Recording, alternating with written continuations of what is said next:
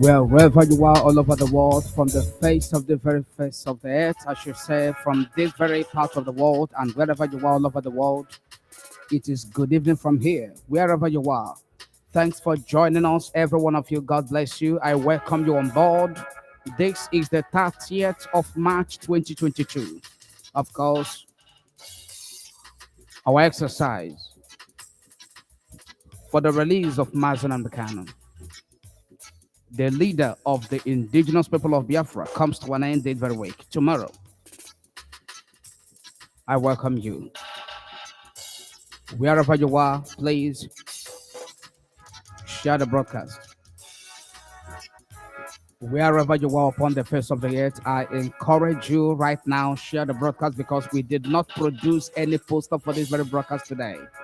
We didn't produce any poster. So some people don't know that we are live right now, except those of them that received the notification.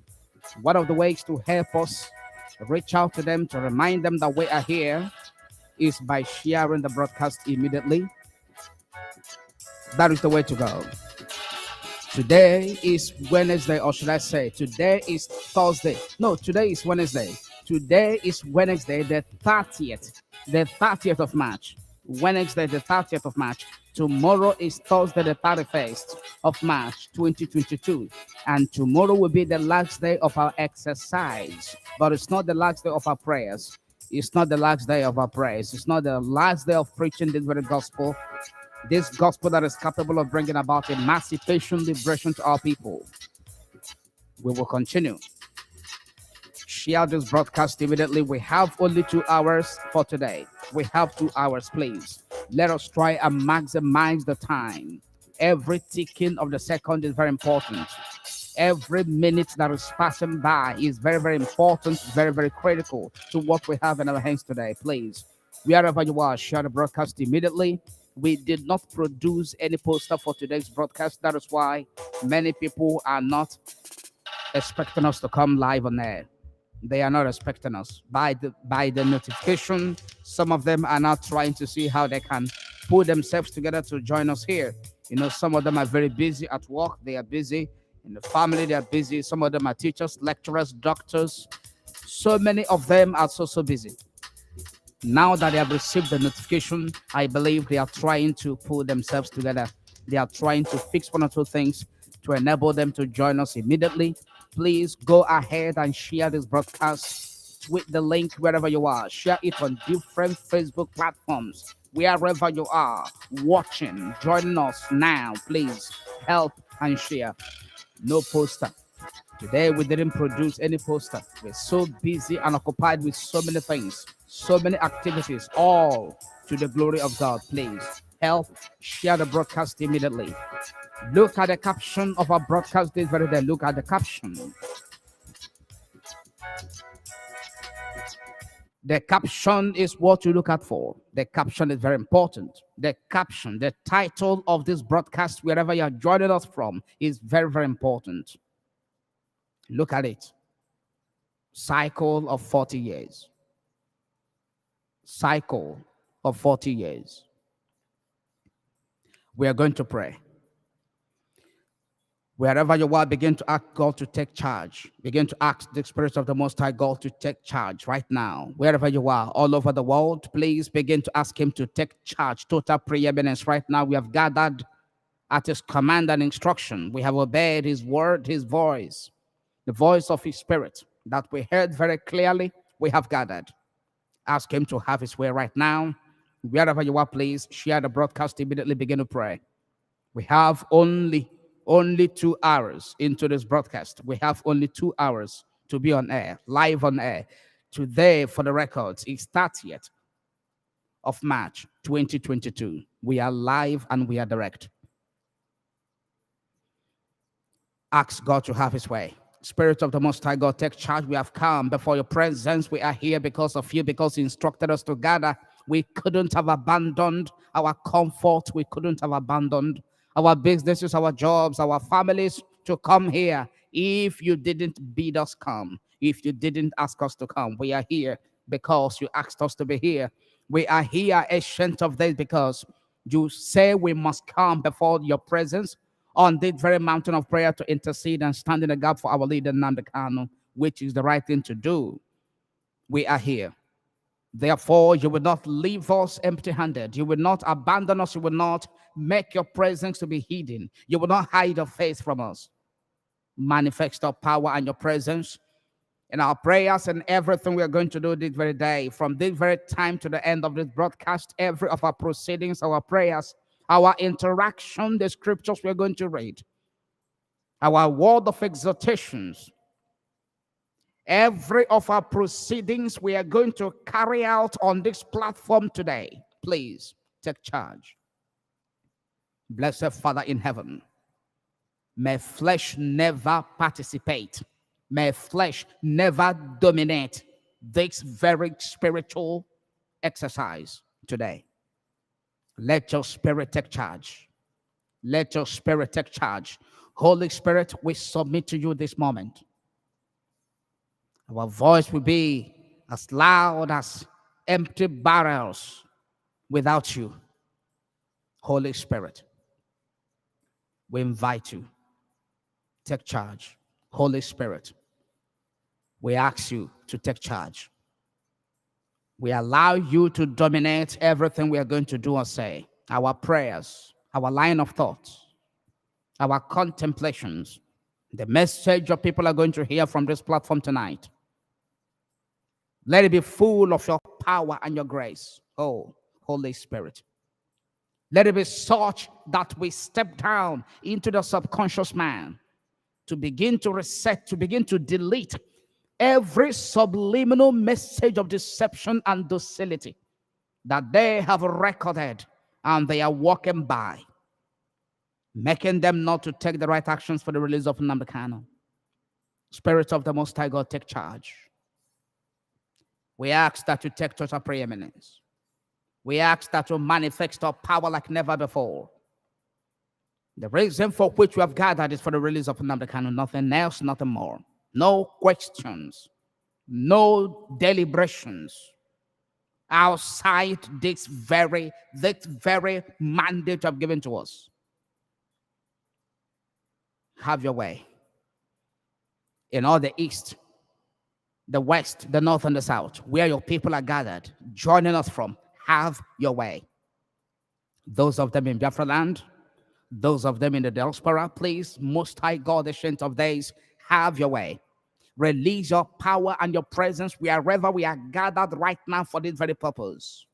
Wherever our people, wherever we are gathered, everywhere we are, oh God in heaven, be it in the public space, be it in a private space, wherever we are, in a commercial vehicle, those of them that are even drivers, wherever we are, joining this broadcast this moment, have your way.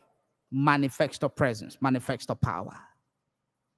We take authority against every spirit of deception and every spirit of lies. We come against every spirit of distraction, every spirit that want to bring about countermotion, every spirit that wants us to be here, but our mind are completely absent. Every spirit of absent-mindedness, we rebuke them one after the other, wherever you are. We rebuke them. We rebuke them. We cast them out of the environment where we are. We release the blood of Jesus Christ of Nazareth, the blood of liberation, the blood of atonement. We release the blood of Jesus Christ of Nazareth, that very conquering blood. We release it against every power and every gathering of the wicked that is against our gathering this moment. We release the blood of Jesus Christ of Nazareth against every territorial demons, against every manipulations of the kingdoms of darkness. In any way they want to manipulate what people will hear from this platform, to twist it, to turn it upside down, oh God in heaven, we rebuke such manipulative spirit. We bind every spirit of misinformation, misinterpretation, misconception. We come against it this very moment. Lord, we pray that the east and the west and the north and the south, in Biafra land and the Nigeria, and everywhere in the world, where there is east, where there is west, where there is north or south, that your power and your presence take charge right now. Because Our prayers are going to travel to all the four corners of the world. Before our prayers proceed this very night, take charge in all the four corners of the world, the four corners of Biafra land, the four corners of Nigeria, everywhere, oh God in heaven, that our prayers will be channeled today. Take charge. We release the blood of your Son, Jesus Christ of Nazareth. Let it go and destroy every power, every ambushment, every attack that is prepared against our prayers and our proceeding tonight. Let the power in the blood of Jesus Christ of Nazareth destroy them, paralyze them, render them impotent, useless, baseless. Every of the agenda, every of the core essence of gathering against us shall never stand. Zateya Korea. Everybody go ahead and pray. They shall rise against us in one way, but by the time we turn around, thinking that they are still pursuing after us consistently and aggressively, they will be nowhere to be found, because they must have flown. They have flown away through 7 confused ways. That is their lot. Everybody begin to pray. We shall call upon you, and you shall hear us. You shall answer us. You are our God and our Maker. You never lie. You never change. We are here for you. On your mandate we came.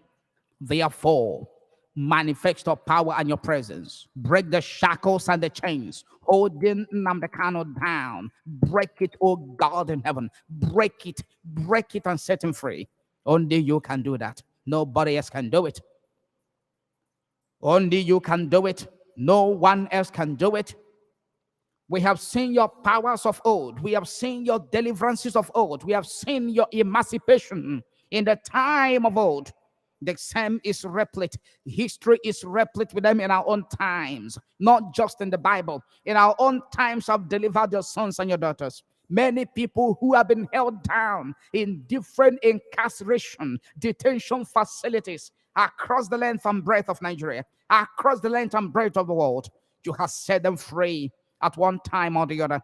This is that very time we are asking. We want to see it in our time, testify it as firsthand, as the eyewitness who is coming from the scene of breaking news. We want to see it, that we may give that very report as firsthand, as an eyewitness, every one of us, how you delivered the Nnamdi Kanu. When the saboteurs were in their largest number, how you delivered the Nnamdi Kanu. Those that were supposed to speak out, they all went mute and mum. How you delivered, how you delivered the Nnamdi Kanu. When those that were supposed to be there, confronting the enemy, debating them to a standstill, fighting them with every genuine instrument, be it legal, be it constitution, be it money, be it media, be it information, within their disposal to make sure that the enemy was brought to the knees. But unfortunately, they refused to do it. Nonetheless, you delivered the Nnamdi Kanu. That is our story. That is history that we want to be part of. And we are here making it happen. Manifest the power. Manifest the glory. Ancient of days. Manifest the power. Manifest the glory.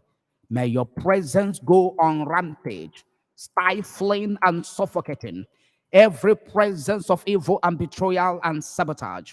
Wherever they are trying to hatch the evil thought and their evil ideas, in furtherance of the incarceration of Nnamdi Kanu, frustrate them, stifle them, destroy them by the radiation, by the brilliance of the light that comes out of your presence in our prayers today. In the name of Yeshua HaMashiach. Wherever you are, everybody, I want you to begin to ask God to forgive you. In any way you have sinned against him, ask him to forgive you right now. Every word that's spoken that is out of tone, that is against his principles, that is against his word, that is so contradictory, that doesn't reflect faith and hope in our exercise. Open your mouth and tell him, Lord, I am sorry. I can never excuse my sins. I can never defend my sins. I can never excuse the punishment away. I rather confess that you may have mercy. For your mercy, I confess. For your mercy, I pray right now. Let not sin be a hindrance to my prayer. Everybody begin to pray. Let not sin stand in the way. Blessed Father in heaven, in the time of judgment, remember your mercy. You are abundant in mercy. You are full of mercy. You are compassionate and tender-hearted. Blessed Father, have your way. Cleanse our sins from us. Purge us of every iniquity, every mark of stain and defilement in any way, that we may be pure to stand before your presence, that we may be pure to make the very strong, the very petition, the very supplication on behalf of Nnamdi Kanu. In the name of Yeshua HaMashiach. Let's pray for him as well. In any way that he has sinned against God, our leader Nnamdi Kanu, in any way that he has sinned against him, Lord, have mercy upon our leader, Mazi Nnamdi Kanu. Begin to pray. Have mercy. Show him your mercy. Right now, we plead for your mercy on his behalf. Blessed Father in heaven, show him your mercy. In any way he has sinned as a man, in any way he may have murmured in the secret as a man, as a result of this very, very biting pain that his incarceration and abduction has brought upon him, the thought of his wife and the thought of his family, the thought of all the threat to the collapse of, to the existence of IPOB, as he's been made to know. And as a result, he began to say certain things that you may not have been happy with. We stand in the gap and we plead for your mercy. Forgive him, Lord. Do not judge him to condemnation, Ancient of Days. Forgive him, O God in heaven, every one of us, every Biafran that have sinned against you, for whose sin Nnamdi Kanu is still there in the DSS dungeon in Abuja, Nigeria. We plead for your mercy, O God. We plead for your mercy.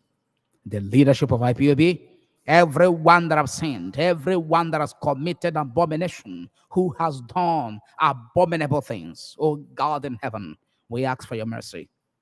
Please, our Lord and our God, please, Ancient of Days, immortal and the invisible God, the indestructible that dwells in the light, have mercy. In the name of Yeshua we pray. In the name of Yeshua we have prayed.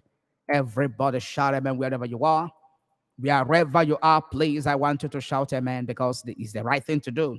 Amen. You say whatever it is, it means let it be so. Shout amen. It shall be so. We are going to hear from the word of God. As I've been telling you for about 3 days now in our broadcast, as the Spirit of God willed, as the Spirit of God directed, that we are in the DSS dungeon in Abuja, Nigeria. And of course, with that very scripture that is so compelling, so direct, very, very direct, that is speaking on those who are feigning ignorance of what we portend and what we bring along with us, who saw the light, who saw the gospel of truth, who got the information of exactly what to do for Nnamdi Kanu to be released. They saw the truth in what we said. They saw the light, that very light that is capable of setting Nnamdi Kanu free from the dungeon. They saw the truth. They saw the light. And they turned around and embraced darkness. That scripture put it to them. That is because their deeds were evil. That's why they decided to run away from the light. Because their deeds were evil. That is why they decided to suppress and fight against the light, the truth that we brought along with us to set Nnamdi Kanu free. Because their deeds are so evil. The actions are so evil, so abominable. They are ashamed of themselves. That if people get to know what they did in the secret at the release of Nnamdi Kanu, if people get to know how they conspired, how they betrayed and sold out Mazi Nnamdi Kanu, that it will be so horrible to them. They can't stand the shame. So they decide to suffocate and fight against the light. They turned off. As we are busy turning on the light switches, they were busy turning them off, that people may not see the release of Nnamdi Kanu. that they may not be exposed. That scripture, John chapter 3, verse 19, is still there. We are still looking into it because that is the state. That is where we are today as a people. That people have seen the light, they have seen the truth. And rather than falling in love with it, embracing it, why are you scared of the light if you have nothing to hide? They turned against the light and they embraced darkness because their deeds were evil. And of course, I went on to explain from the book of Exodus chapter 2, from verse 12 to 15, what transpired in Egypt at the growth, or should I say the intervention of Moses. Of course, I don't want to repeat that because I've said it repeatedly 2 times. This is the continuation. He intervened and liberated a Hebrew who was under the maltreatment and brutality of an Egyptian. He killed the Egyptian and buried him single-handedly. The same Hebrew reported it to Pharaoh. Moses was exposed. His act and attempt of liberating his people was brought to the knowledge of Pharaoh, which Pharaoh never saw as fashionable at the time.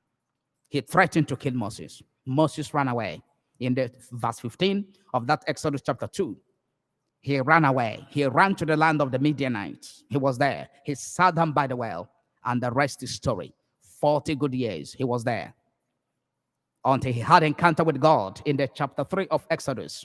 And then he accepted a call to go back to Egypt to liberate his people in the chapter 4.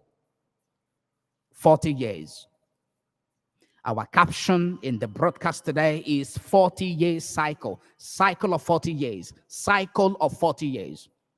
I have told you several times in different fora, in different teachings and broadcasts, that from the time that Nigeria fought the civil war, the Nigerian and Biafran civil war, till the time that IPOB came to existence, was exactly 40 years.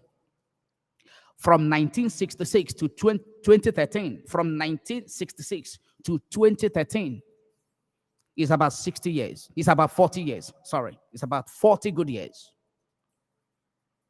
Between the time that the Civil War was fought and after the Civil War, down to 2013, was 40 years.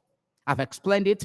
I am going to share a screen of that very teaching that you may understand. I'm going to share it briefly.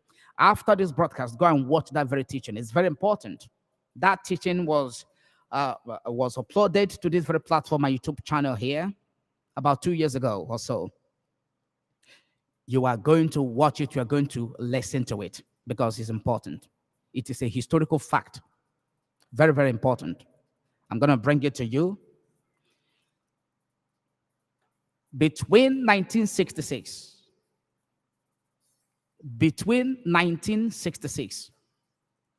to 2013, when IPOB came into existence or into full manifestation,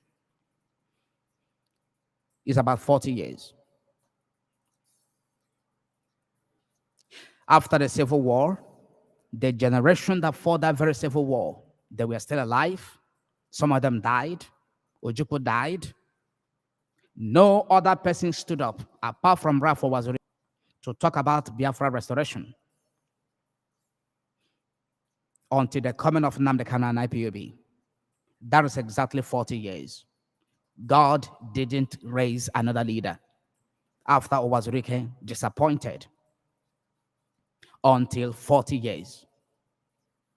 After the war, God didn't raise another leader. Ralph Owazurike was given the mandate to do it by Ojukwu, but he failed. Nnamdi Kanu emerged. That was exactly 40 good years. 40 years. Don't forget it. And I have told you several times that the breed of Biafrans in existence now is a new generation. Because from that very 2013 till now, our own generation, our years, our 40-year cycle is already counting. I said it several times. I'm going to share that very video with you. I'm going to bring it to the screen. It's counting. From 2013, our own cycle of 40 years started counting from 2013. And God made it that it is this very generation of Biafrans. It is this very generation of Biafrans that will restore Biafra. This very generation. Because we came with historical facts and biblical backups. Biblical backups. The basis of this agitation is more spiritual and biblical. And that is why we are making great and tremendous, tremendous impact in this very generation. Within such a short period of time, 2013 and now.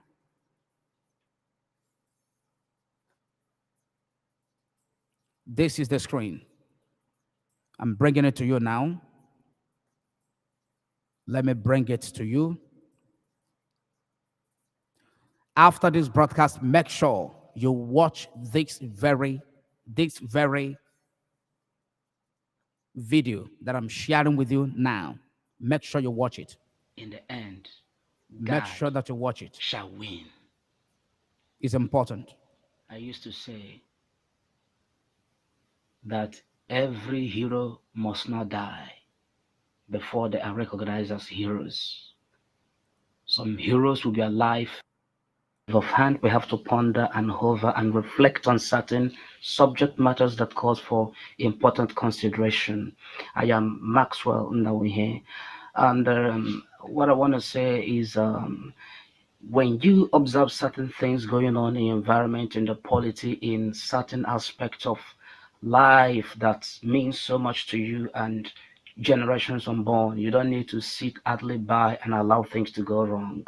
Like I do say often, repeatedly, anytime I had opportunity, if you allow evil to spread, when it gets to you, you cannot escape from it. That is the truth. I want to say, if you allow evil to spread, when it gets to you, you can never escape from it. That is one of my quotes, very powerful quote. If you allow evil to spread, because you are not directly being impacted upon or affected at the moment, it will surely get to you. And when it gets to you, you will never ever escape from it. thank you, Mazi Nnamdi Kanu, for speaking out the truth consistently with a sense of responsibility and urgency, even though some people misunderstand the presentation or your predisposition Let me fast forward it a little bit. Mazi Nnamdi Kanu is making for the people of Biafra. And the truth reverberates. There is a lot of prospect, and also if you go to the Bible prophecies talking about God and his offsprings and all of that, this very Biafra restoration project is within the prophetic time frame. Listen, Within the prophetic time frame. Within the prophetic time frame of God's prophetic fulfillment. How do I mean? In Genesis chapter 49 from verse 19 to 20, Jacob said, God, a troop shall overcome him, but he shall overcome at the last. he shall overcome at the And last. from the days of God as a person, God as a tribe, and the offsprings of God until now, these prophecies have been coming to pass. Some were fulfilled when God was alive, some were fulfilled during the time of his tribe expansion, and also when his offspring started coming into existence, and it has been like that till today.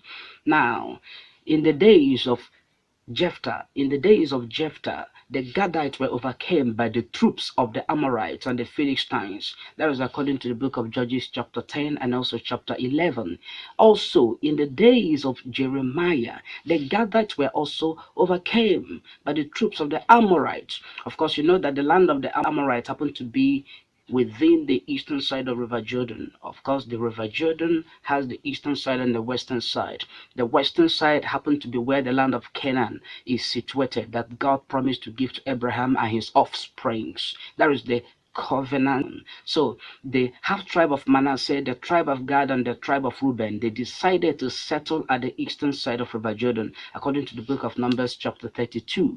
Of course, that's where they settled. They have been there, and they have been overcome at different times by different groups and formations of bands of raiders and troops and warriors. So in the days of Jeremiah, they were also overcame. That is in Jeremiah chapter 49 from verse 1 to 2. Also, in the time of Yeshua Mashiach, Jesus Christ of Nazareth, They were also overcame the Gadites, which in the New Testament were called the Gadarenes or the Gergesenes. They were overcame, but this time by a troop of demons, legions of demons I'm that gonna fast possessed the forward it man. because There I've is said a this story. before. The Let man is me called let me fast forward it because I've taught you on this before because of time. Let me take you to a certain point. After this very broadcast, make sure you go and watch this very uh, the time message. of the Biafran War. Troops also overcame God.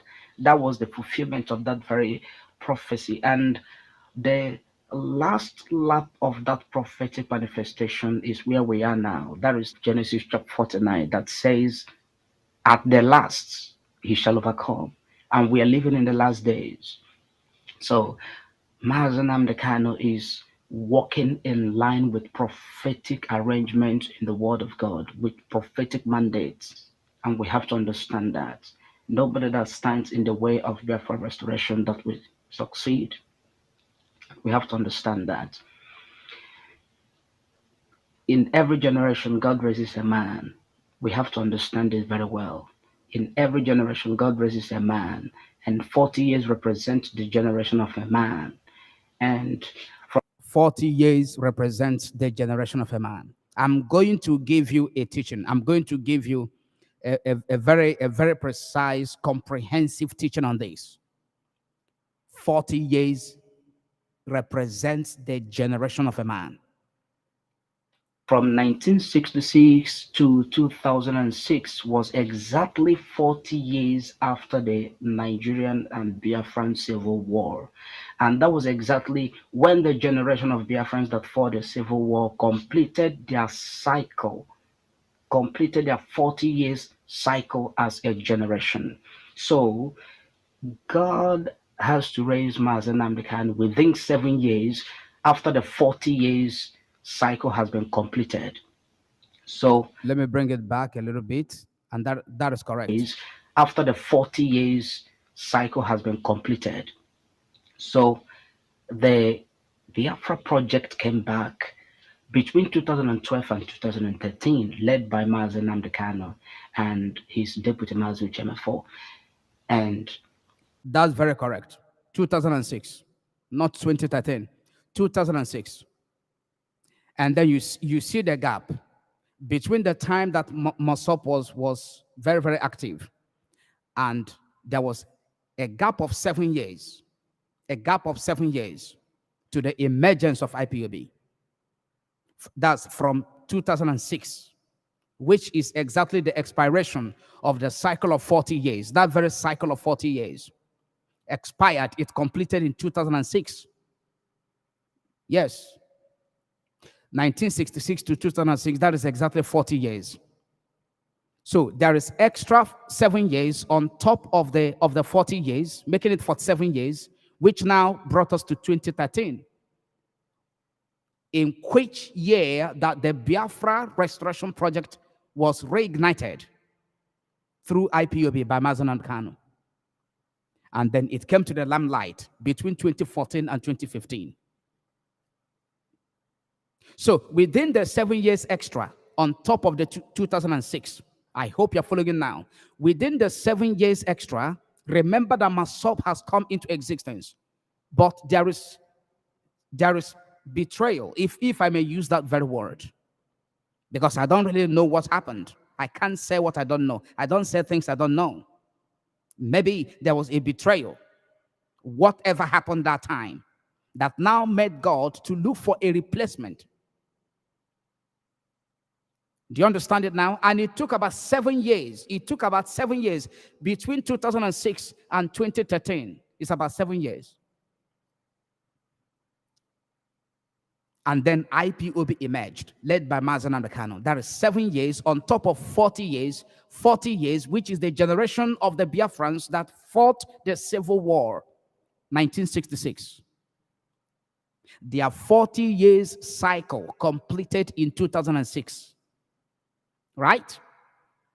So, because Mossop was not doing very well, or should I say the leadership was not doing very well at the time, only God knows why he allowed IPOB to emerge. and look at the difference between IPOB and MOSOP. This is not comparison. I'm speaking based on historical facts and prophetic insight for you to understand where we are now. This cycle of 40 years, for you to understand it very clearly. So if MOSOP was doing very well, or if the leadership was doing very well, there is no way God would have replaced MOSOP with IPOB. Everything about us is spiritual. Everything about, because we are a very special race, a very special people. You must, the earlier you understand it and embrace this truth and hold it so tenaciously, embrace it, take it to heart, the better for all of us. Remember, as I said, Moses, from the time he ran away from Egypt, he ran away in Exodus chapter 2, verse 15. He ran away. Exodus chapter 2, verse 15. He went to the land of the Midianites. He sat by the well. And then he stayed there. He switched business. He became an agrarian. He married. He got children. To the time that he had encounter with God in chapter 3 of the same Exodus, it was exactly 40 years. He accepted his call in chapter 4 and went back to Egypt to bring about the liberation of his people. From the time he ran away from Egypt to the land of the Midianites, and the time he had encounter with God in chapter 3 of Exodus was 40 years. 40. Cycle of 40 years is very important. When you see me shouting and talking or trying to communicate in the way I do to make sure people understand the time we are in, it's not just because I have the privilege to speak to you or I have the platform to talk to the world. No. I speak with a sense of responsibility and urgency, given to the fact, the prophetic time frame we have found ourselves, the season, the time, the fact of the prophetic time frame we have found ourselves. And we must expedite action to make sure it never slip off our hands. I will come back to this very screen. 1966 to 2006 is 40 good years. Between 1966 to 2006, there was no much discussion about Biafra. In fact, the Biafra discussion went dead. Nobody, except the books, the historical books you could read, and then maybe some documentary that comes up once in a blue moon. No emphasis, no campaign, no teaching, no conference, no discussion whatsoever, no protest, no agitation for Biafra restoration until MOSOP came. MOSOP just went like Hamatan fire, and then it was put off. And then 2006, it now became 40 good years. The cycle of 40 years was completed. Between 1966 and 2006, the cycle of 40 years of the Biafrans that fought the Civil War, that very generation that fought that war, their own cycle of 40 years was completed in 2006. IPOB came into existence after 7 years of the completion of that 40 years cycle as a generation. So IPOB and every one of us, whether you are older than Nnamdi Kanu or you are younger than him, it doesn't matter who you are. We are now in the new generation of the Biafra restoration. That's where we are, based on age, based on years allocated to every generation. 40 years is the generation of a man. God allowed Moses to stay in the land of Midian for 40 years. He brought him back to Egypt. From the time that Caleb went as a spy to check out the land, he was 40 years. The time he possessed the land, he was 85 years. 40 years. Every generation has 40 years. The generation that fought the Civil War, their 40-year cycle completed in 2006. As I've explained, I think I've established that very fact. We must move on. From that 2006 to 2013 that IPOB came to the limelight was 7 years. That is 7 years on top of the 40 years that has already elapsed. So the new generation of Biafrans Our own 40-year cycle is already counting. How many years remaining now? Do the math. From 2006, when are we going to complete our cycle of 40 years? Do you understand the math? We don't have time. We don't have time for all these trivial matters. We don't have time for all these name callings. We don't have time that Nnamdi Kanu should be in DSS dungeon in Abuja, Nigeria. I have said it several times that given the fact our prophetic insight into the prophetic time frame of where we are as a people, Nnamdi Kanu as a person who is the torch bearer, who is the arrowhead of this movement, as a person, based on his divine mandate and purpose, he is not such a person that should be behind bars for 3 hours. Because our time is running off as a generation. Our time is speeding off as a generation. The cycle of 40 years, the cycle of 40 years that is allocated to us is already being closed up. We already closing it. If you don't look from 2006, you must understand this. That is when our own cycle of 40 years as a generation started counting. And that was why when IPOB came to the limelight, God was so much in a hurry to dominate every media platform with the Biafra restoration discussion. Because we came timely. We came on time to seize every activity that is designed to take place within our 40 years cycle, our cycle of 40 years as the new Biafran generation, post-Civil War generation, starting from 2006 to restore Biafra. Why do you think that Mazi Nnamdi Kanu was able to accomplish such tremendous results, great impact, unparalleled within such a short period of time? It is because we are walking within the prophetic time frame for our freedom, and we have risen up with the consciousness that this is the generation of Biafrans to restore Biafra. Understanding the years allocated to us, 40 years, cycle of 40 years, is key. Is key. If you don't understand what I'm telling you now, that means you are not yet ready for freedom fighting, for Biafra restoration. You are not yet ready. This very video, you are going to watch it after the broadcast. Make sure you watch it. It was published, I think, on the 28th June. On June the 28th, June 28th, let's see, 28th June 2020. That's when this very video, this message was published. It's about 12 minutes. We are in our cycle of 40 years. God understands it.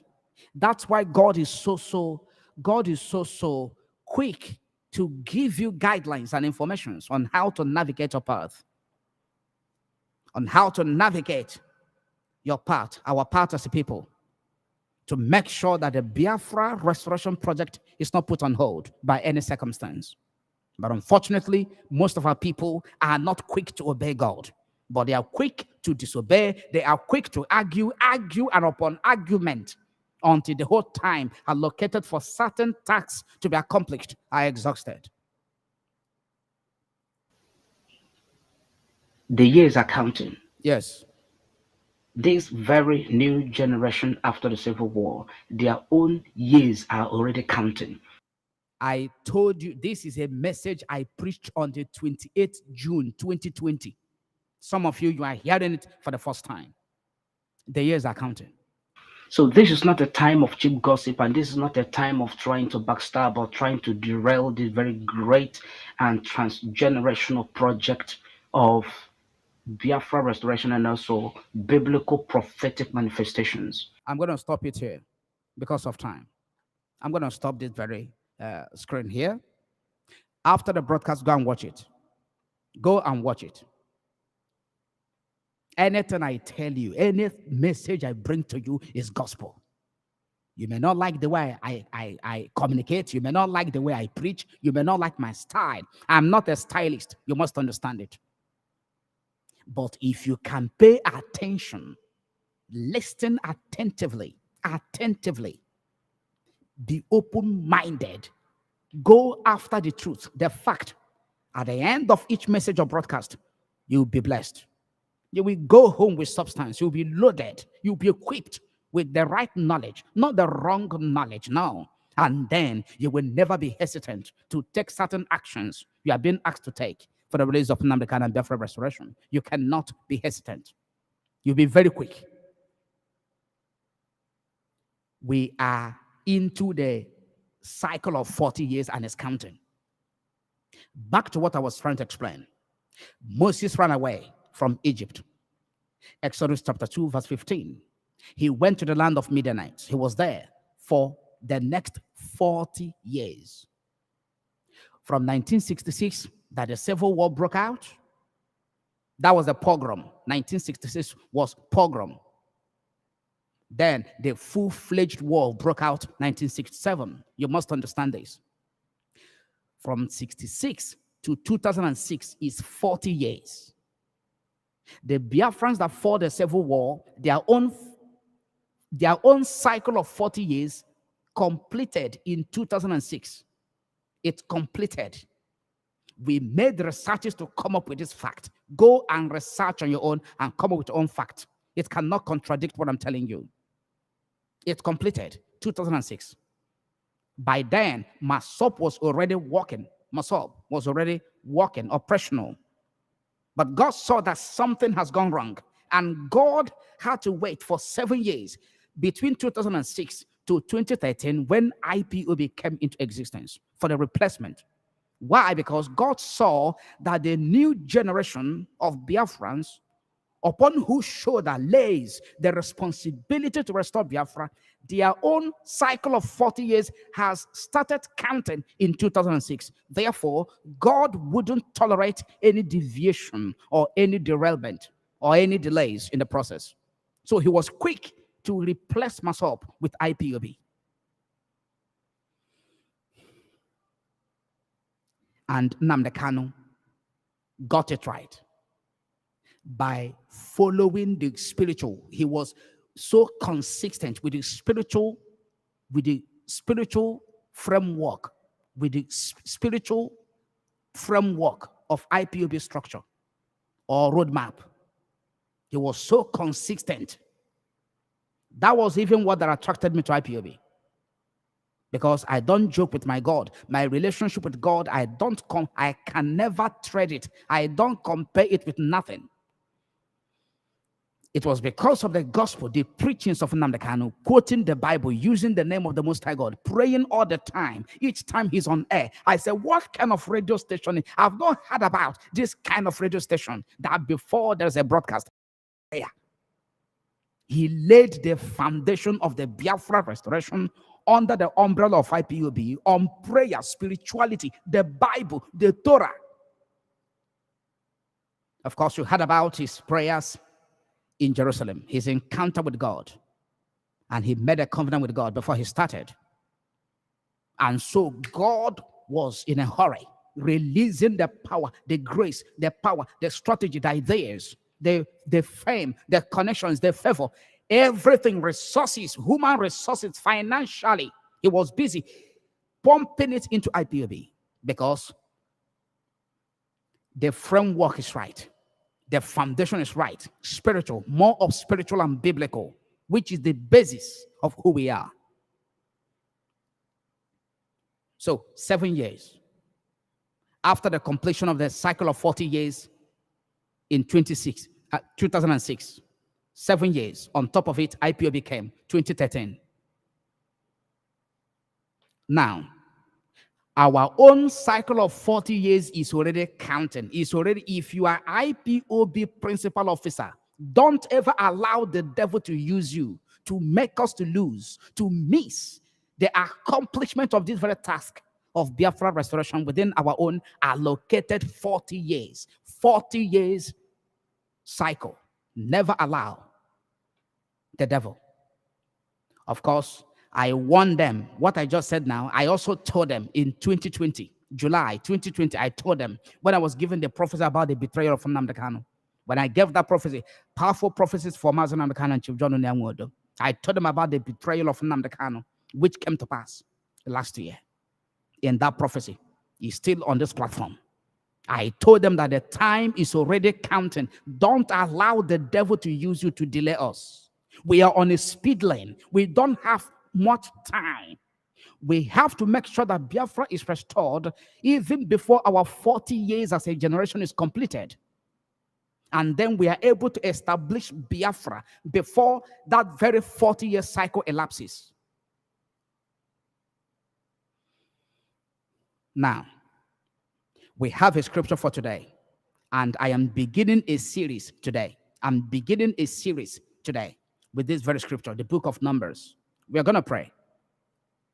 We are going to pray. I don't think we're going to have interaction today. I don't know, but as the Spirit of God wills, we are going to pray. Don't forget the backgrounds I've laid. Don't forget the perspectives into this very broadcast today. Don't forget it. Don't. We are now in the cycle, our own cycle of 40 years, that you may understand that this is not about Nnamdi Kanu. This is not about personalization of whatsoever sort. Don't personalize it. Don't take offense. Don't personalize. This is about a generation, a generation, a generation. Our own time is already running out.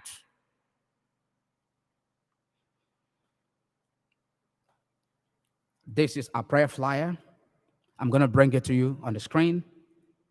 I'm going to bring it. Our prayer flyer is much more available. That you may, this thing we are doing, you think that this is just, some people thought, oh, is a means of making money, is a means of extortion. Let's just say, oh, hey, Biafra, that they will say we are preaching Biafra, and then they give us money. You don't understand where you are. You don't understand it.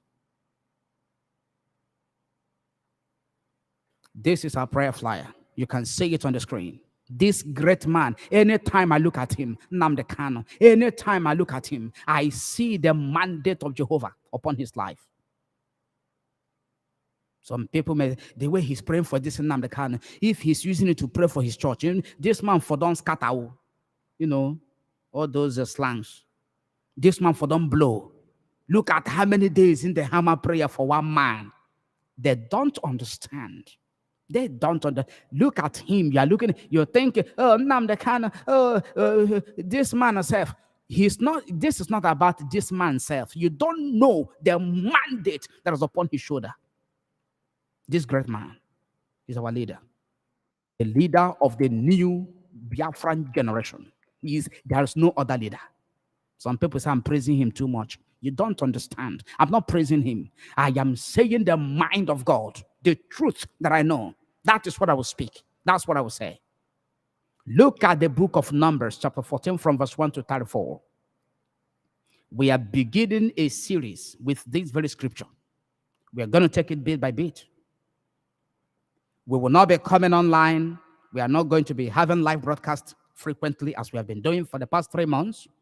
We are going to be fixing days of our broadcast for enlightenment and teachings as the Spirit of God wills, apart from our vigil from Nnamdi Kanu that will take place in the month of April before his court date on the 8th. This scripture is going to guide us in our series, in our teachings in this aspect of cycle of 40 years. Numbers 14 verse 1. Numbers chapter 14 from verse 1. Very, very important. Very, very important scripture. Very, very historic. We're going to read it. I'm not going to elaborate. I'm going to read it straight from the very verse 1. From the very verse 1 of it. Numbers 14 from verse 1. I'm going to read it straight. And then I will come back and we'll start taking it bit by bit. It's a series we are starting today. I'm going to be reading from the NIV and also the King James versions for better understanding. The King James versions. I'm going to read from there. Look at the verse 1. And all the congregation lifted up their voice and cried, and the people wept that night. Why? Because there was an evil report that was brought to them. Oh, don't talk about the promised land. Oh, don't ever think about it. We have gone there. They sent us to spy out the land. We went there. The land is truly our promised land, flowing with milk and honey. Look at the evidence. The clutter of grapes and fruit. Look at it. Very, very fruitful. But there's a problem. There are giants in the land. And when we were looking at the giant, we were like grasshopper. Grasshopper. We were like grasshopper in our own eyes as we are looking at them. We were nothing before them. Who are we to talk about Biafra? Looking at all these giants everywhere. United Nations, what have they said? Britain is not ready to allow Nigeria to divide, though. But Biafra is here, is indeed a wonderful land. Is our land, but there are giants. When the people heard it, chapter 14, verse 1, all the congregation lifted up their voice and cried, and the people wept that night. Are you making our people to cry? Are you making our people to lose hope with your treachery and your political ambition?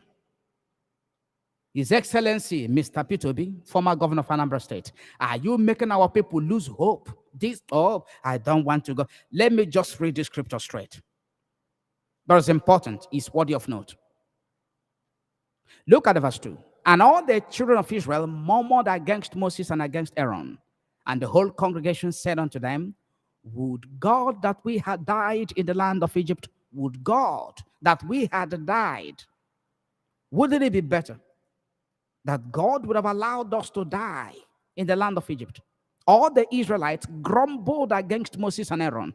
And the whole assembly said to them, if only we had died in Egypt or in this desert. That would have been better for us. It's better we die in Nigeria. Why? Look at the way they are abducting our people, burning down our houses because of this Biafra 13. Biafra 13. That is what they are saying. Look at verse 3.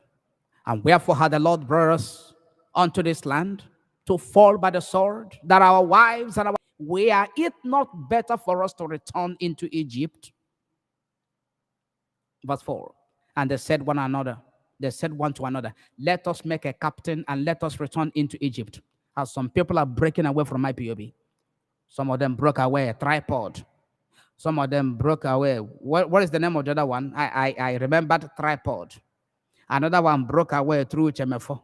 Let us make a captain that will lead us. Look at your life, the word of God. You can never separate who you are from the word of God. When you look at the Bible, you see yourself, or except you don't have insight.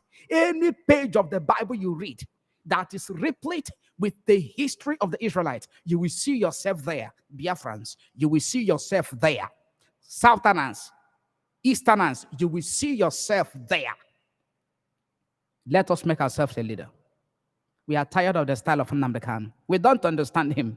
He is now into armed struggle, so they said, which is not true. Let us make ourselves, let's form another group. Let's give it another name. Is it a iPod? The other one, I keep remembering tripod. Where is it now? Oh, Diego, look at it there. Numbers chapter 14 verse 4. And they said one to another, let us make a captain and let us return into Egypt. I think some people were making certain proposals within the time that Mazi Nnamdi Kanu was incarcerated, abducted. I think they were making some proposals. Can't remember those proposals now. Then they were suggesting for something else. As I've told you, we are not here to discuss any other thing apart from the release of Nnamdi Kanu. You must stay focused. Don't allow any discussion to permeate your mind, to get you distracted, to make you lose focus. Focus on the subject matter of great importance, which is the release of Nnamdi Kanu. Any discussion you are having now that is not to release Nnamdi Kanu is like exactly what discussion, the kind of discussion that the Israelites were having in Numbers chapter 14 verse 4. Let us make a captain and let him return, let him bring us back to Egypt. We are not talking about referendum now. Let Nnamdi Kanu come out. We are not talking about any other subject. Let Nnamdi Kanu come out. He is the leader. Verse 5. Then Moses and Aaron fell on their faces before all the assembly of the congregation of the children of Israel. Look at the verse 6. And Joshua the son of Nun and Caleb the son of Jephunneh, which were of them that searched the land, rented their clothes. They rent their clothes. They tore their clothes in anguish, in expression of complete dissatisfaction and disappointment in their partners who went along with them for the same purpose, to search out the land, to bring about the report, the confirmation that actually this very land is a promised land indeed. There is milk and honey in it. What else is your problem? What did God promise you? He promised you a land flowing with milk and honey. You went there, you saw the milk and honey. What else? Why are you searching out? Why are you looking for what God didn't promise you? To see the giants. Verse 7. And they spake unto all the company of the children of Israel, saying, the land which we passed through to search it is an exceeding good land. Verse 8. If the Lord delight in us. That is the statement of the upright, the committed people, Joshua and Caleb. Look at their own report. Look at their own statement. Verse 7. And they spake unto all the company of the children of Israel, saying, the land which we passed through to search it is an exceeding good land. Verse 8. If the Lord delight in us, then he will bring us into this land and give it to us. He will give it us, a land which floweth with milk and honey. Verse 9. Only rebel not ye against the Lord. Only rebel not ye. Only do not rebel against the Lord, and do not be afraid of the people of the land, because we swallow them up. Look at the statement of men who are there to provide solution to the challenge. What threatened the other 10 spies couldn't threaten Caleb or Joshua. The other 10 spies say, oh, there was, if the matches their boot, didn't you see their feet? They are giant. Only one match, all of us, we are dead. Caleb said, no, we can swallow them up. The other ones, they were arguing. It's not time. No, if we do like this, they will not release Nnamdi Kanu. Let's just be quiet. Let us be dialoguing. Let us follow peace. Oh, they are giant. They will kill him there if we do anything. Caleb said, no, it's wrong. You don't understand it. You are not the only one that have seen the situation. You have eyes. You have seen what you saw. You are now analyzing what you saw. We also have eyes. We are analyzing what we have seen. This is the will of God, the mind of God. We are capable to swallow. We can overwhelm this government. We can bring them to, only if our people had obeyed this 3 months guideline. Oh, God in heaven, you would have seen wonders you have not seen before in your life. But because you are focused, your eyes were focused on the giant rather than the milk and honey. I'm preaching already. Now I have to read this very scripture through, and then we'll start taking it one after the other. I'm laying foundation to ours. We are beginning series with this very scripture, one after the other. I must read it straight now, and then we'll come back to the nitty-gritty of it. Look at the verse 9. Only do not rebel against the Lord, and do not be afraid of the people of the land, because we swallow them up. Their protection is gone. Oh, the more I want to speed up the reading of the scripture, the more the Spirit of God asks me to pause and ponder and talk and expound it. Their protection is gone, but the Lord is with us. Do not be afraid of them. Look at verse 10. But the whole assembly talked about stoning them. Rather than listen to Maxwell Nnawuihe, they said, shut him up. Let him not broadcast. Never allow him. Punish him. Expel him. Deal with him. Kidnap him. Why not listen to the report? What report did I bring? What information? What am I telling you to do? For what? For what purpose? Why is the guideline given to you? To release Nnamdi Kanu. Is it not what you're looking for? Is it not what you're clamoring for? Is it not what you're fighting for, as you told us, as you made us understand? So why picking a stone to stone me? Numbers 14 verse 10. But the whole assembly, who were corrupted, who believe in gossiping. They will prefer to sit down and listen to the way that the 10 spies are analyzing the negative aspect of what they saw in the land, rather than listen to Joshua and Caleb, who were telling them exactly what they saw and the ability of God to make them overwhelm the giants in the land, to swallow them up. They said, no, no, we prefer gossiping. These people, they want us to go and die. They picked up stone and they were about to stone Caleb and Joshua. Then the glory of the Lord appeared at the tent of meeting to all the Israelites. Rabasita, Getomaya, Lo Presia Kalaba, Lo Diama, Imesikato, Dia Rebaya, Ko Diabra, Leskitania Dia, Lo Siataya.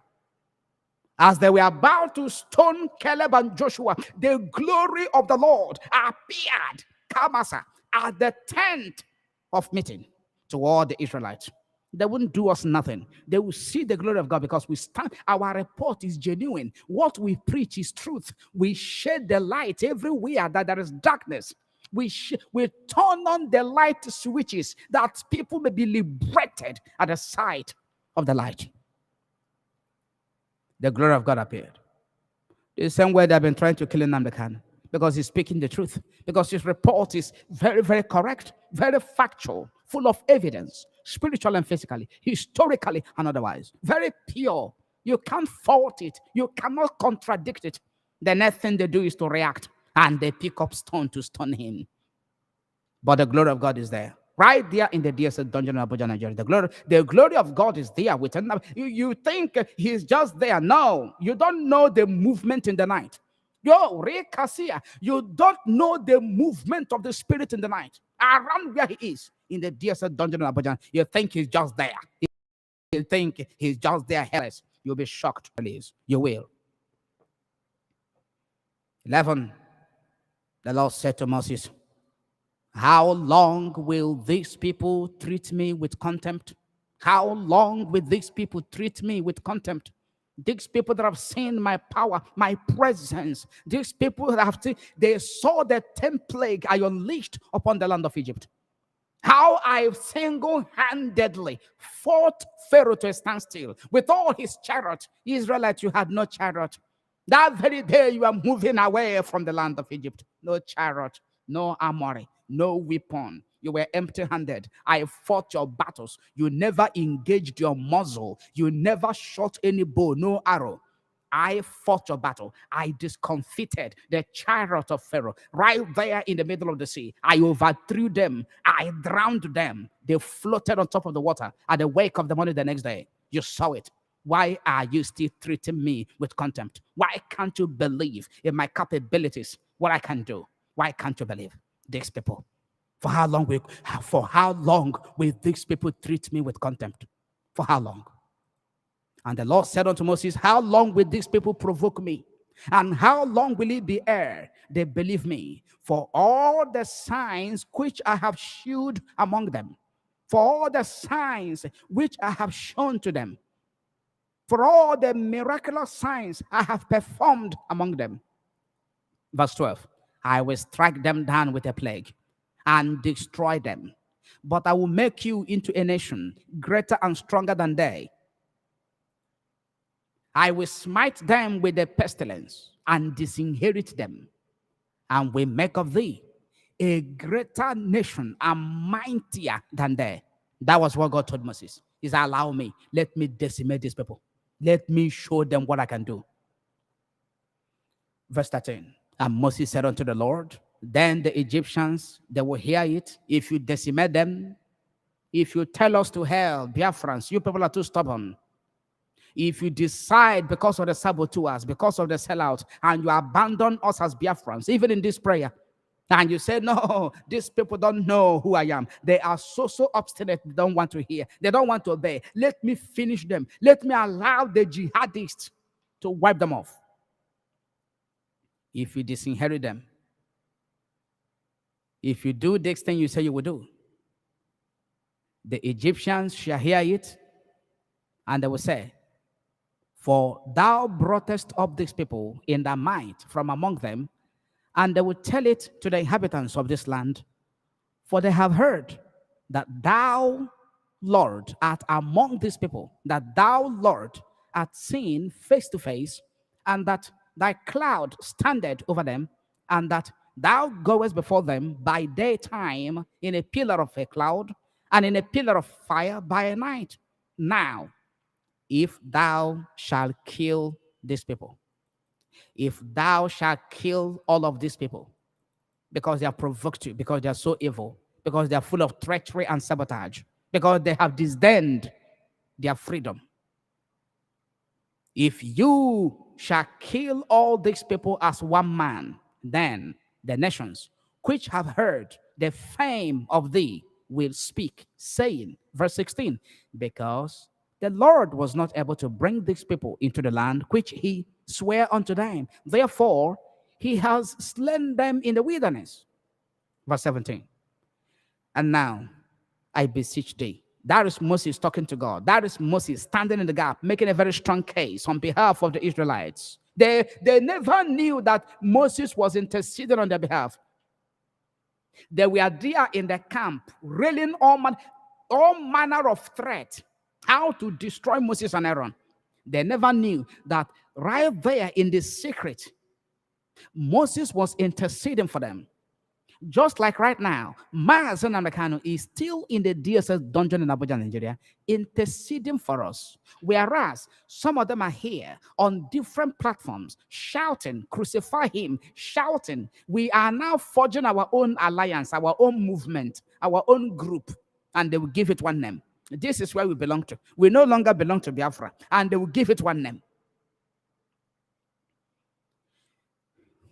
Numbers 14.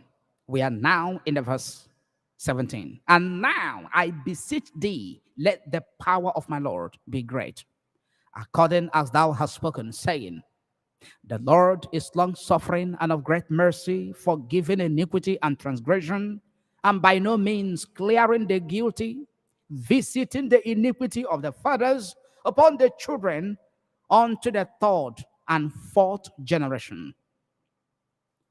Pardon, I beseech thee, the iniquity of these people, according unto the greatness of thy mercy. And as thou hast forgiven these people from Egypt, even until now. Look at verse 20.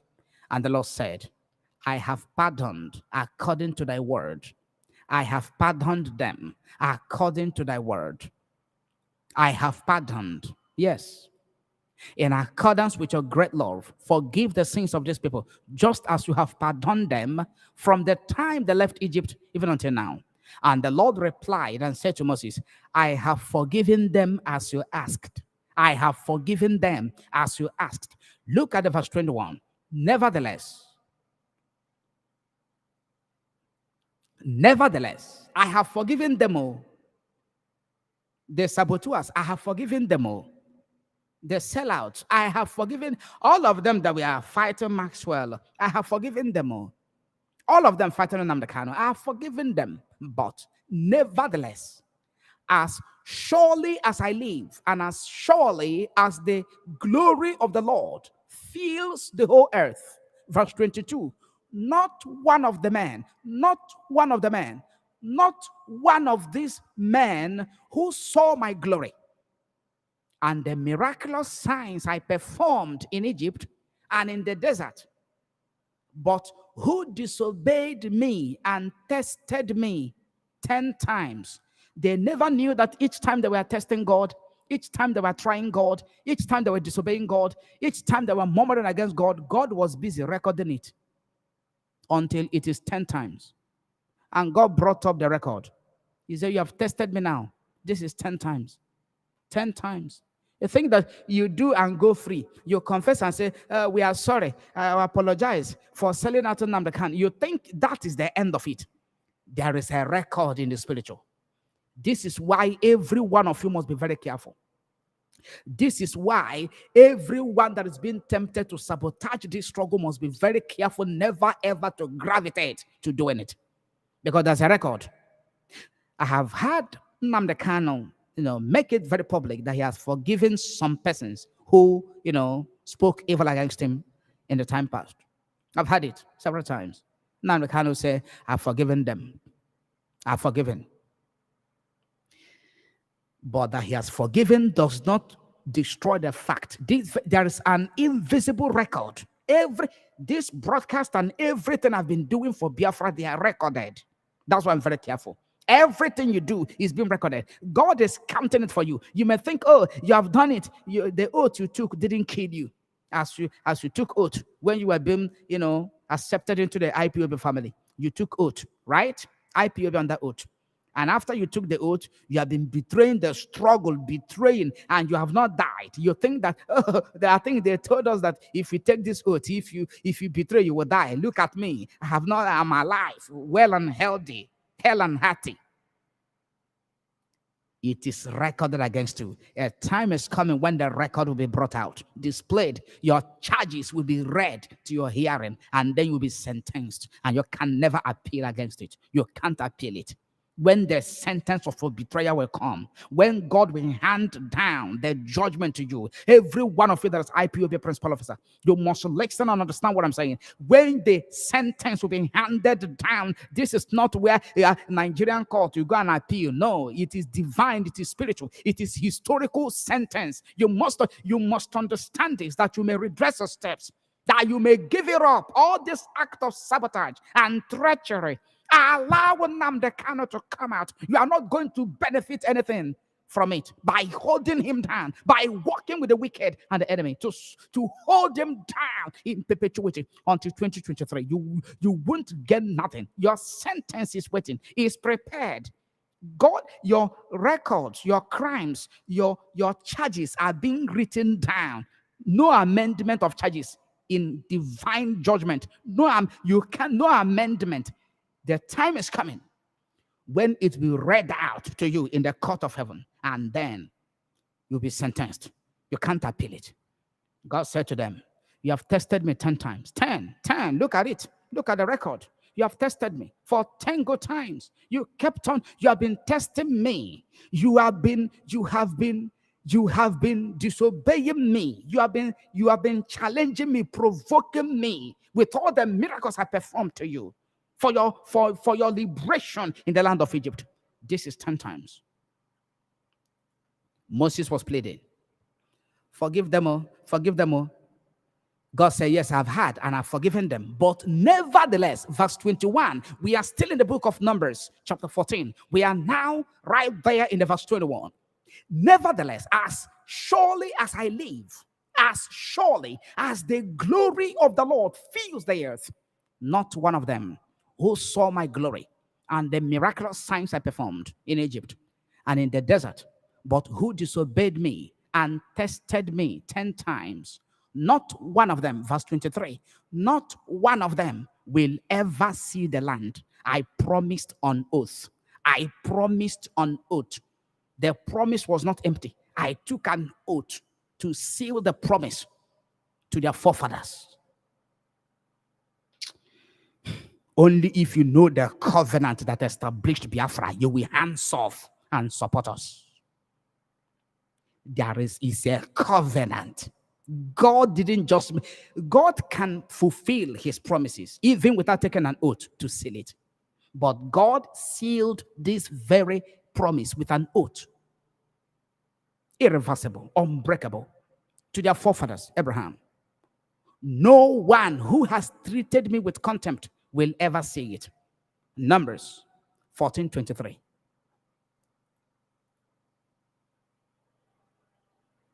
Look at the verse 24. But because my servant Caleb has a different spirit and follows me wholeheartedly, I will bring him into the land he went to, and his descendants will inherit it. Look at the verse 25. Since the Amalekites and Canaanites are living in the valleys, turn back tomorrow and set out towards the desert along the route to the Red Sea. Look at verse 26. The Lord said to Moses and Aaron, how long will this wicked community grumble against me? I have heard the complaints of these grumbling Israelites. So tell them, verse 28, so tell them, as surely as I live, declares the Lord, I will do to you the very things I heard you say. I will do to you the very things I heard you say. Say unto them, as truly as I live, says the Lord, as ye have spoken in my ears, as you have spoken in my ears, so will I do to you. What is it that he's going to do? Which they spoke into his ears, which they were murmuring and complaining, which they were shouting on Moses. They were all out to chew him raw, to devour him. 29. Your carcasses shall fall in this wilderness, and all that were numbered of you, according to your whole number, from 20 years old and upward, which have murmured against me. Your carcasses will fall in this wilderness. Nigeria is a wilderness. Will your carcasses fall in this wilderness, or will you cross over to the other side? Is a message for another day. Your carcasses shall fall in this wilderness. Nothing grows in the wilderness. No development in the wilderness. No spring, no water, no pipe-borne water in the wilderness. Do you have it in Nigeria? The answer is no.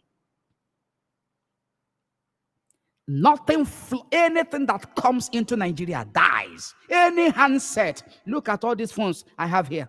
This one is about 130 something thousand. This one here. This one, I have made a mistake by exposing the amount of money. Laptop. We buy direct Belgium, London use. After using it in Nigeria, do we export it to London, to Britain? We buy Tokumbo cars. They bring them to Nigeria. We go and buy Tokumbo, first grade. Has Nigeria exported any Tokumbo car? Look at the railway. The railway. When was it launched? Look at the rate of terrorist attack, terrorist bandits bombing the railway. How many people died? Repeated attack, coordinated attack. How many? Look at the bandits everywhere. Fashola said that any government that failed to give the people power within 6 months of its inauguration is not worthy to be a government. Now, how many years into this very administration with Fashola as the two-time Minister of Power and Housing, right? 2 times. The first tenure, the second time.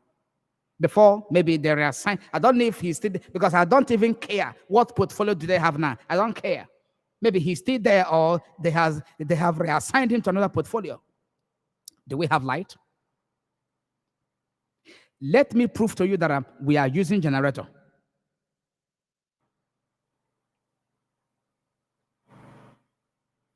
Did you hear the noise of generator? Did you hear it?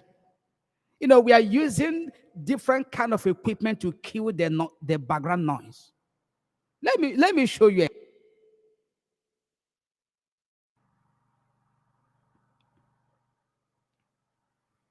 Did you hear noise before I started talking? Did you hear noise? Generator. For these 3 months, everything we have been doing has been on generator. Fuel.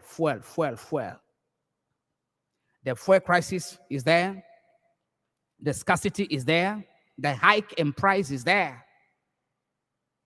How much have we spent on fuel for these 3 months? How much? How much? But this is a country that is into oil exploration, exportation of crude oil, and the importation of the refined product. It's a wilderness. This is not the focus of our preaching today. Remember, I am laying the background. I am a kind of doing the introductory part of this very series.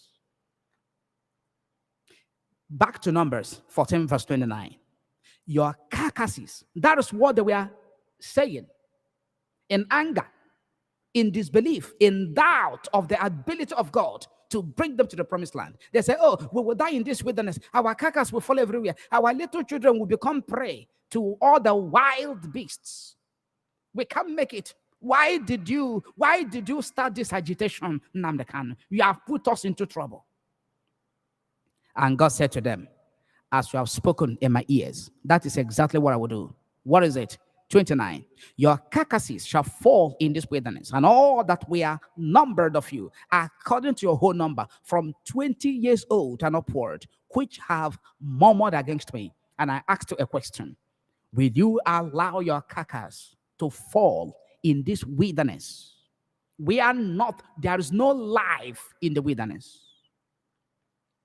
Nigeria. Look at Chinedu Nnawuihe, he has died.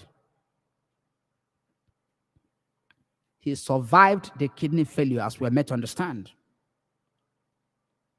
And he was waiting for his Indian visa to travel to India to take care of the cancer of the blood. Because of the fraudulent system that refused to allow good medication, good hospitals. I've told you, when I was sharing my experience with you last year, after our 30 days fasting and prayer last year, in the month of November, I took ill. I was attacked. Not that I was naturally sick, no. Because I've done 3 days dry fasting, 4 days dry fasting without breaking down health-wise. But this was just normal 6 to 6, for 30 days. I was attacked. Of course, you know what happened. I've explained it to you. I was asked to go to the teaching hospital, the Port Harcourt, University of Port Harcourt Teaching Hospital. I went there. For the first time in my life, I went to the hospital. They carried out their laboratory test, whatever they call it. At the end of the day, they couldn't tell me exactly what was wrong with me. A crawling object in my heart region that sat there at the center of my heart region, for 4 days, and I couldn't eat. I couldn't swallow anything apart from liquid, water, and watery pap and all that. For 4 good days. I asked them to diagnose, to conduct X-ray on me to find out what was that object. The object left after prayers, not through medication. But I was very, very interested to know why. What was that? They refused to conduct X-ray. They kept on questioning me as if I was looking for employment. They kept on interviewing me. No gadget, no computer, no nothing. Oral interview, doctor. Oral diagnosis. And after that, they recommended some diagnosis, blood and culture and all that. At the end of the day, they prescribed drugs for me. They asked me to go to the hospital pharmacy. I went to the teaching hospital pharmacy. Teaching hospital pharmacy, University of Port Harcourt. Do you know that the majority of the drugs are not in the pharmacy? University of Port Harcourt. And I asked them, where do I buy the drugs? A big hospital, teaching hospital like this. You don't have the drugs. Where do you expect me to buy it? They said I should look for somewhere else I should look for where to buy it. I went outside. I kept on moving from pharmacy to pharmacy, from pharmacy to pharmacy. I was able to get one. I think at 18,000 naira, one drug. The remaining drugs up to now that I'm broadcasting, today is 30th of March. I have been looking for it. It's nowhere to be found. So if my life depended on those drugs, do you know that Nigerian dysfunctional medical system and institutions would have claimed my life? Because it's desert. Nothing functions. No life in desert. Chinedu Nnawuihe has died. Because I know that people die. Things happens.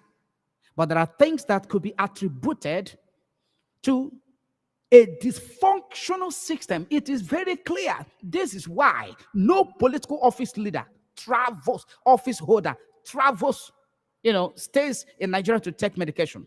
They always embark on medical tourism. They travel to London, travel to US, travel to India. They have the money that they have looted. But people like us who have no access, not even that we want to loot, but we don't have the access. Those who don't have the access to loot, they always die in the absence of good medication in Nigeria. The same thing, the other lady that they used to call, is it that Jesus or so? She also died. The same sickness. How many of them have been dying? Because it's wilderness. But Biafra is going to settle all of this nonsense. Then no. If you say that Biafra has no future, Biafra cannot work, it cannot function, nothing will succeed there. Allow us now. Oh, Igbos, they will kill themselves. If you give them Biafra now, they will destroy them. Is it your problem? Every family quarrel, every family have issue, and at the end of the day, they settle. At the end, some family crisis has lasted for almost 30 years or 20 years. At the end of the day, they settled. Nobody disowned his family because of family crisis. Do you love us?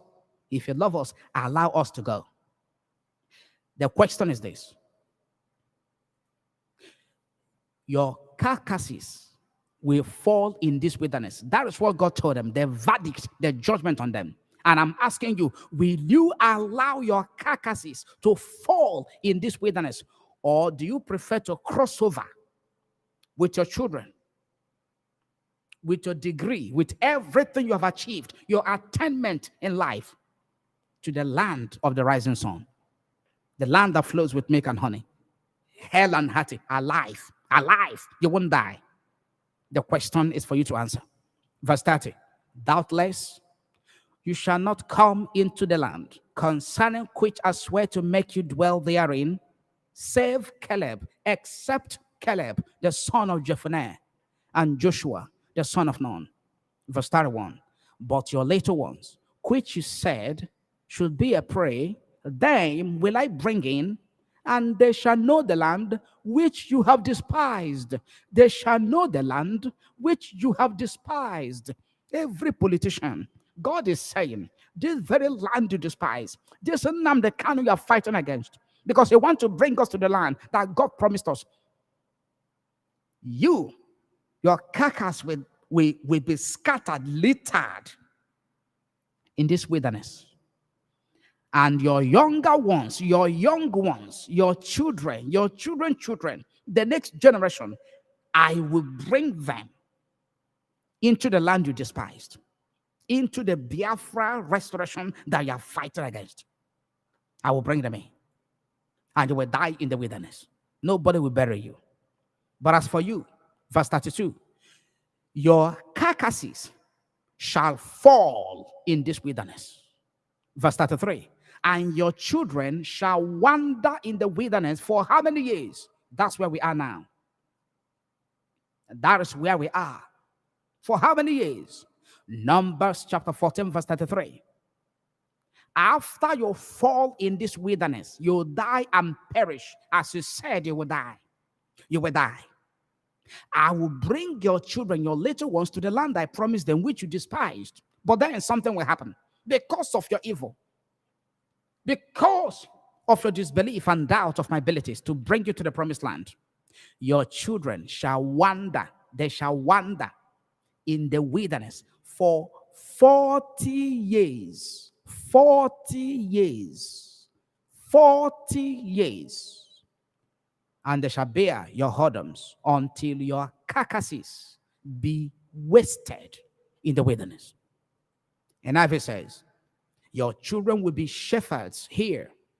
Your children will be shepherds here for 40 years, suffering for your unfaithfulness, suffering for your unfaithfulness until the last of your bodies lies in the desert. Verse 34. For 40 years. Look at it. Verse 34. For 40 years. 1 year for each day. Of the 40 days you explored the land, you will suffer for your sins and know what it is. And know what it is like to have me against you. You will suffer. King James says, after the number of the days in which you searched the land, even 40 days, each day for 1 year, each day for a year, shall you bear your iniquities, even 40 years, and you shall know my breach of promise. 35. I, the Lord, have said, I will surely do it unto all this evil congregation that are gathered together against me. In this wilderness, they shall be consumed, and there they shall die. 36. And the man which Moses sent to search the land who returned and made all the congregation to murmur against him by bringing up a slander upon the land. Even those men that did bring up the evil report upon the land died by the plague before the Lord. They died by the plague before the Lord. 38. But Joshua, Nnamdi Kanu, but Joshua, you and me that are fighting for the release of Nnamdi Kanu, you and me that believe in what God can do, you and me that believe in the Biafra restoration, you and me that have been sacrificing a lot, lonely voices in the wilderness, lonely voices in the wilderness, you and me. Verse 38. But Joshua, the son of Nun, and Caleb, you and me, the son of Jephunneh, which were of the men that went to search the land, lived still. Lived still. They lived. They survived. We survived. You survived. I survived. You will survive. I will survive. Nnamdi Kanu shall survive. We all shall survive. We are going to pray now. This is perspective. This is a kind of preamble. This is an introduction to this very series. The series is going to begin tomorrow. Tomorrow we are closing our 3 months exercise. We're bringing it to an end. And then we are picking up series. These teachings, one after the other. We are going to pray now with our prayer flyer. You have heard the word of the Lord. Tomorrow we start taking it one after the other, step by step. Here a little, there a little, that you may understand that everything about us as a people is captured in the word of God. When you just oppose what we are going through as a people, and you just oppose different verses of the Bible, different scriptures, no difference. No difference. No difference. We're going to pray. Remember, cycle of 40 years. That's where we are. Cycle of 40 years. That is exactly where we are. After Moses ran away, remember, from Egypt, in Exodus chapter 2, verse 15, he ran to the land of the Midianites to come back again to Egypt to carry out the liberation work God gave to him in the chapter 3 and the chapter 4 was exactly 40 good years. Cycle of 40 years was completed for Moses to go back to Egypt and liberate the Israelites.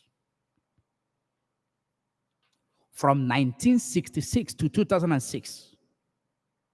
1966, the pogrom, 67, the breakout of the Civil War, until 2006 was exactly 40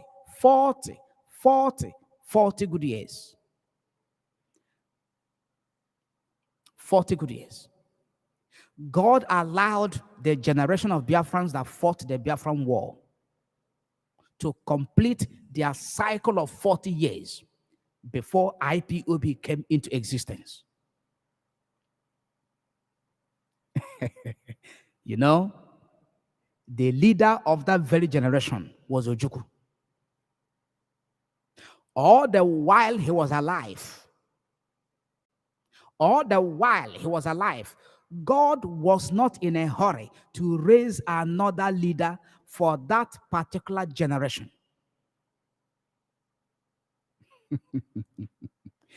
God allowed the generation of Biafrans that fought the war, led by Odumegwu Ojukwu, who was the leader of that very generation.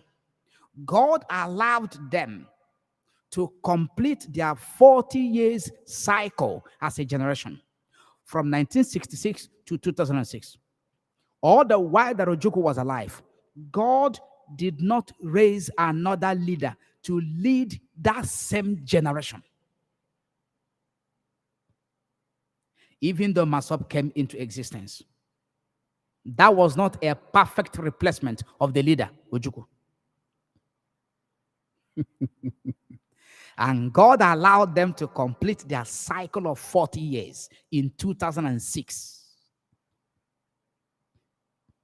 You can understand that after the death of Ojukwu, people cried, oh, no more hope for Biafra. No. Nobody will talk about Biafra again. Because all the while that Ojukwu was alive, there was still that hope in us. Even when he came out to contest for presidency, Ojukwu won only 5 votes. Abga, under Abga. 5. Some of you have forgotten it. Some of you have forgotten. I went out, I fight in the line to vote for Ojukwu. That was when I knew that Nigeria can never be one. Because the stigma of the war went with Ojukwu to the polls. And he came back with only 5 votes. B2B, whoever that is coming out, it doesn't matter. Anybody weak case is just is warming up, is coming out. It doesn't matter who you are. So long as you are going to the polls to seek for an office at the center, even here in Biafra land, the state political offices, the stigma of the war goes with you. That you'll come back victorious is because you are an asphyxiation on the people. They are imposing you on the people. It's not a legitimate mandate obtained from the people. Handed over to you by the people. No, you know it. Rigging, mass thumb printing, rigging. Our general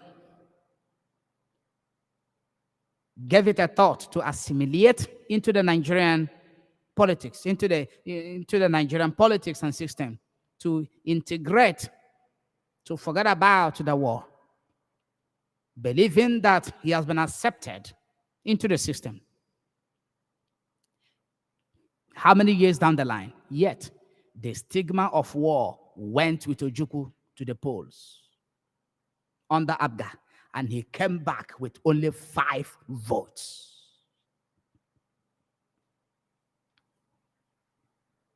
And you think that all of a sudden, 2023, they will hand it over to you like that. I don't understand this kind of people. You think that in 2023, they will just hand it over to you for you to become the president of Nigeria, Igbo man, a Biafra man. You say you are South, they call you Igbo man, a Biafra man. You say, no, I'm Niger Delta. They say, shut up, you are Igbo man, Biafra man.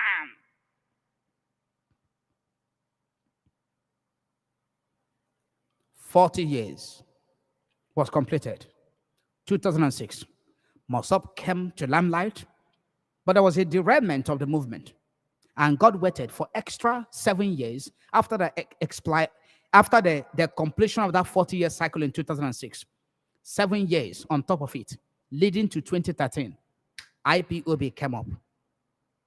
And the fire was lit everywhere till today. Because from 2006, the 40 years cycle for the new Biafran generation started counting. Started counting.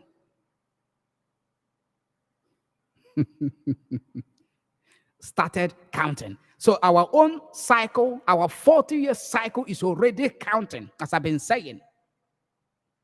We don't need any delay. We don't need any sabotage. If you stand in the way, what will happen to you is in the book of Numbers, chapter 14, as we have read it. Clear the way. Bring out Nnamdi Kanu. God appointed him to lead this very generation of Biafrans to restore Biafra. All the while that Moses was in the land of the Midianites, God did not appoint any other leader to lead the children of Israel out of the land of Egypt into the promised land. God waited until the 40 years cycle was completed before he called Moses back to the field. God waited until the Biafrans that fought the civil war, until the generation of Biafrans that fought the civil war completed their 40-year cycle in 2006. Extra 7 years on top of it was trying to replace Mossop. IPOB came. This new generation of Biafrans, our own cycle of 40 years, started counting in 2006. So you can now see that we have gone very far in our own generation. 40 years is already running out. And this is the prophetic time frame. This very generation, all that you're seeing is not by accident. It's divine. That is why people like me, I am here now talking to you. And there are others who are like us. We are one with the same mandate at different places, talking to you, communicating with you, preaching to you, teaching you, opening your ears to see what is before us, what lies ahead of us, revealing the mind of God to you. Anybody that is fighting against the release of Nnamdi Kanu is possessed with demons, evil spirits. Such a person is against this new generation of Biafrans whose cycle of 40 years started counting in 2006 after the completion of the generation of Biafrans cycle of 40 years. Those that fought the Civil War, 2006. Our own have started counting. I know why I'm because I may not be repeating this all the time. I know why I'm repeating it, that it may sink down deep in your consciousness. After Moses completed a cycle of 40 years in the land of the Midianites, the Israelites were crying, shouting, God, deliver us. God waited for the cycle of 40 years to be completed, because when God introduced him to them, they scared him away and he ran away. In the verse 15 of Exodus chapter 2, he ran away and he ran to the land of the Midianites, and he stayed there, began to raise cattle, graze cattle and flocks. He married, had children, put together 40 good years. When that very cycle of 40 years was completed, the children of Israel, they were shouting, crying, shouting, jumping up and down, God deliver us. God kept quiet because they missed the timing. They missed the timing. In that same chapter 2, when Moses came and intervened, he was being introduced. God was introducing him to them, testing how they are going to work with him, looking as if, trying to find out how prepared are they to follow this new leadership he's introducing into the system, to liberate them, to bring them out of the land of Egypt. And they scared him away. He ran away. God kept quiet. They kept on crying. Their burdens kept on increasing. Their troubles kept on increasing. Their oppression was on the rise. God was quiet, waiting for the completion of the 40 years cycle. And immediately that 40 years cycle was completed in chapter 3, God appeared to Moses in the burning bush. God does things with time. God told you, I want to release Nnamdi Kanu in 3 months. This is the time I'm giving you. He told me, shout it to their ears, drum it in their ears, let them hear. It's on video. Try and transcribe it. Let there be a transcript in text that they may read in case they don't have data to watch on the internet. Make sure you put it in text. Let them read it. You have done it. Make sure you put it in audio. Those of them that maybe they say their reading glasses are not available. Audio. Put it in audio. Let them hear. Make sure that the information saturates everywhere, that nobody will have any justifiable reason why they will not comply. I obeyed. Video, text, audio. You had it. You watched it. You read it. Yet, at the end of the day, you said no. The 3 months exercise is ending tomorrow. God works with time. I am not this is not contract. This is not career. We are switching over. And we thank God that He has given us massive victories from the first month of the exercise.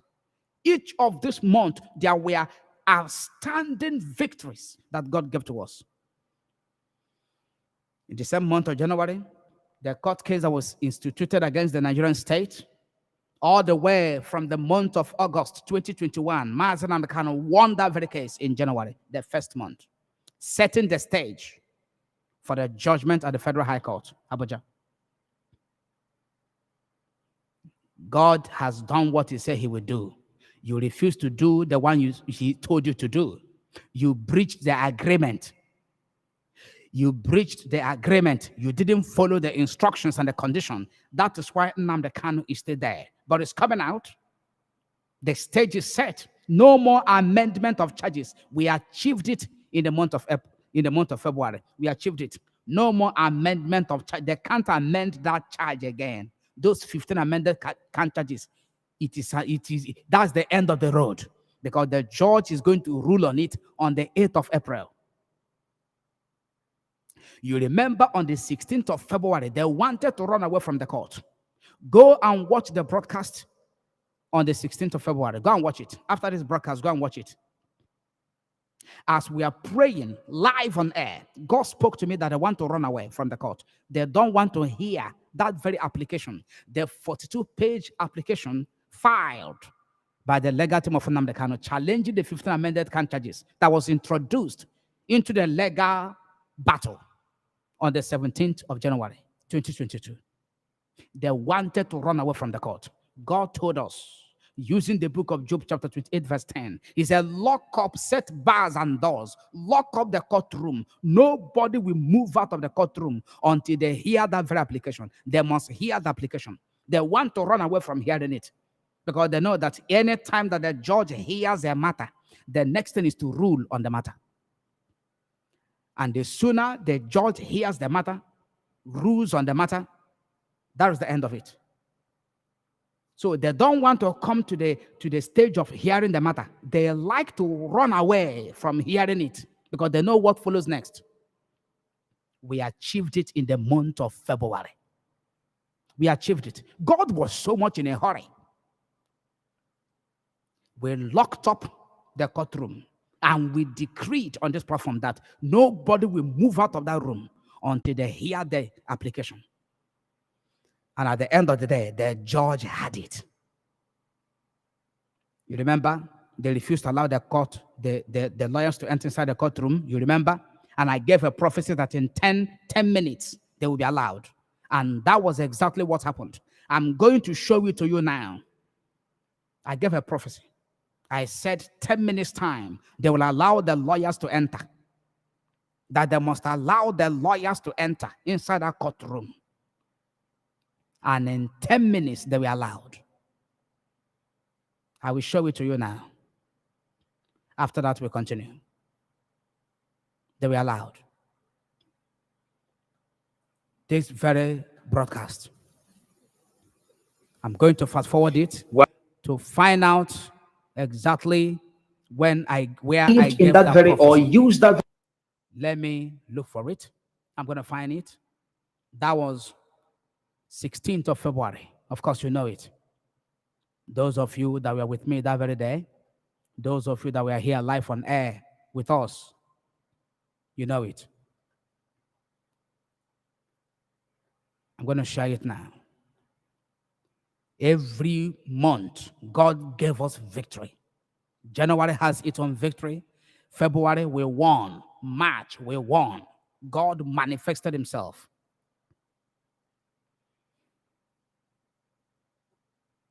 Every property without paying the rent. Every month rentage you have lost, you are going to recover all. That's what I told the man. I asked him to buy a bottle of olive oil. He did. I prayed over it and blessed it via phone. I gave him instructions. Let me fast forward it to when the court started sitting. Means they have not received. They have not received the link. They have not received. Let me see what I can do to send it. Father over us is love. Oh, glory, glory.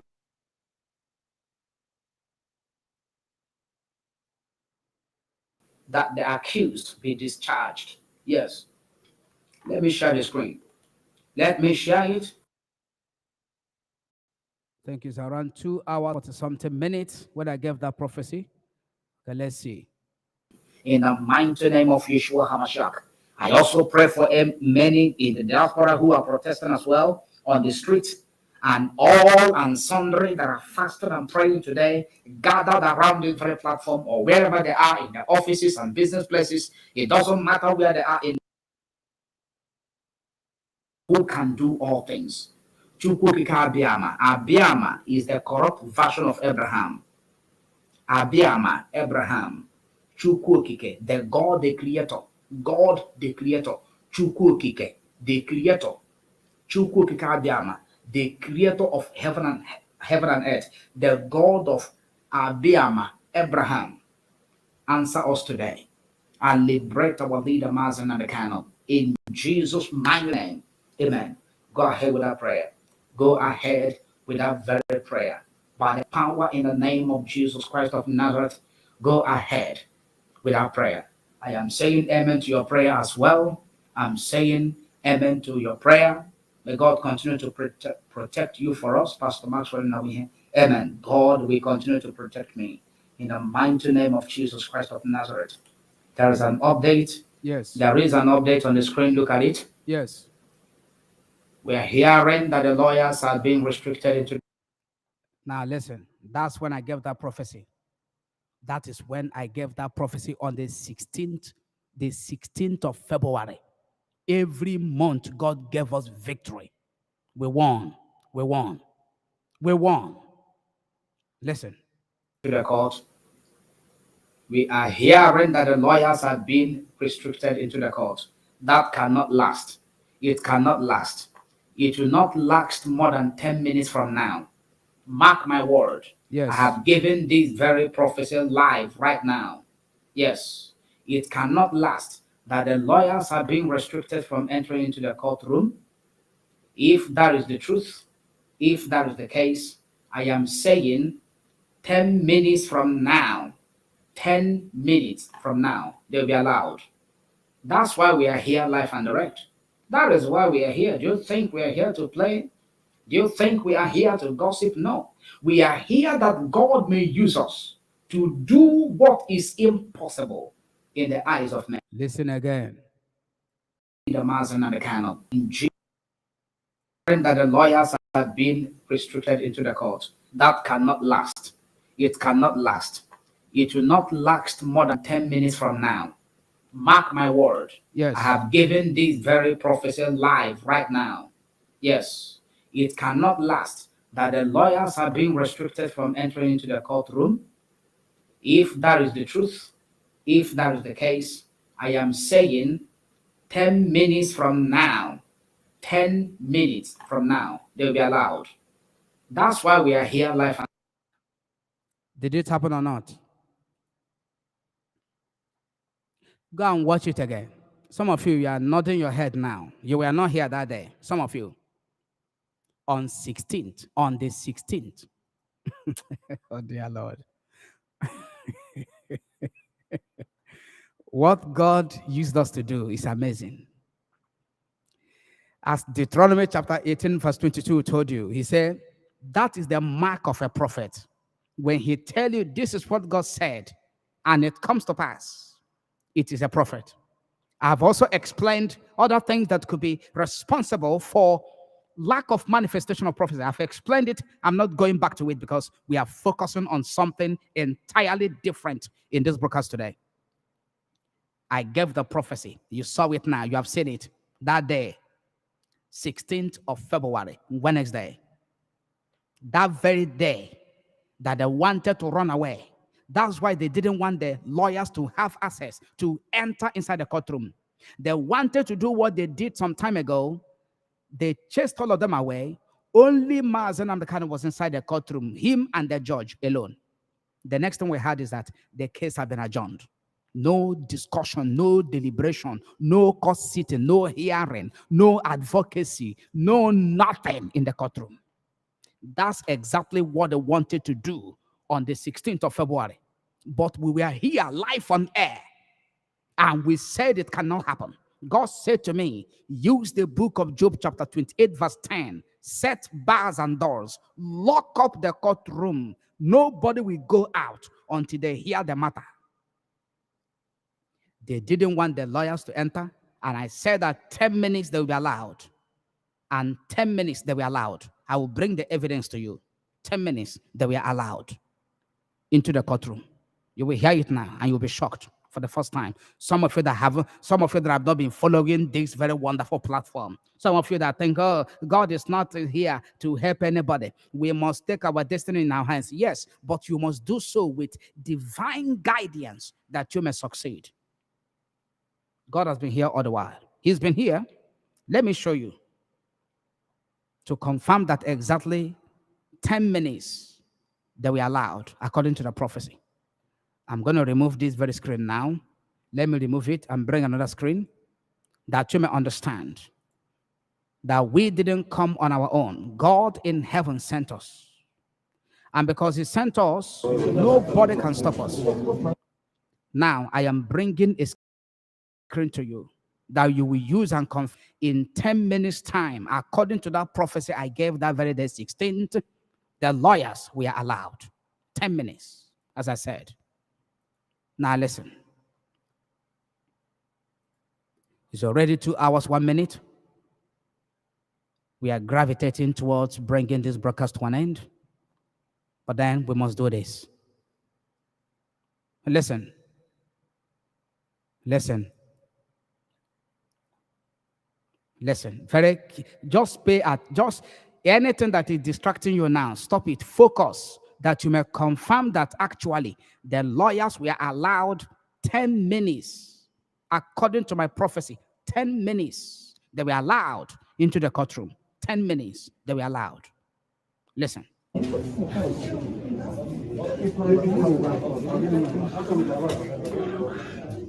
That is Nnamdi Kanu inside the courtroom. No, it's not correct.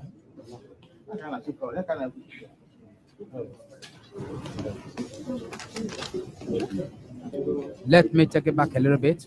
Even if you're Listen, just pay attention. You will hear when Chief Michael Zekome mentioned 10 minutes.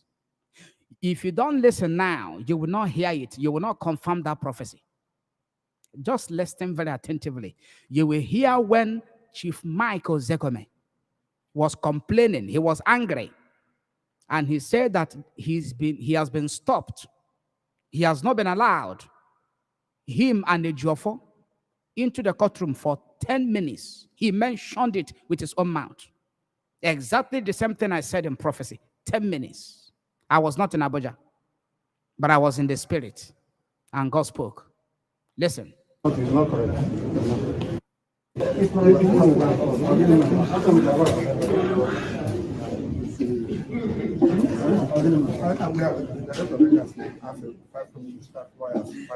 No, it's not correct.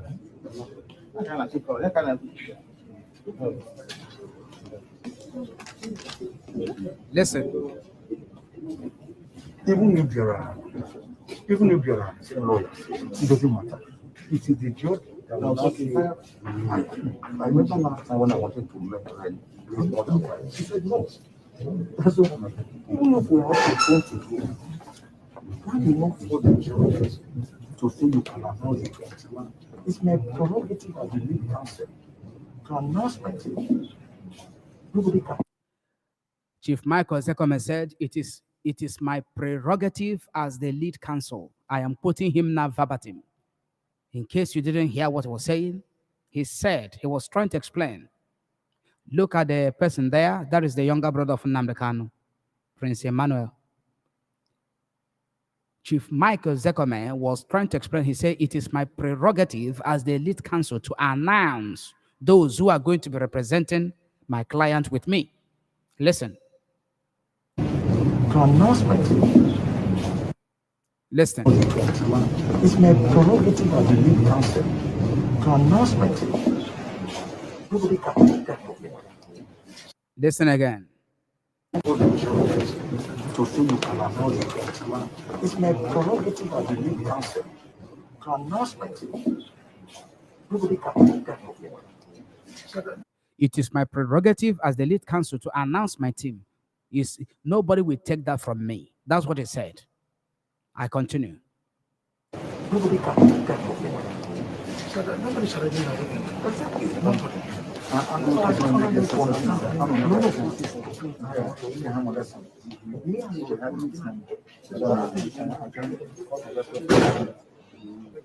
So, why can't I want him to come in.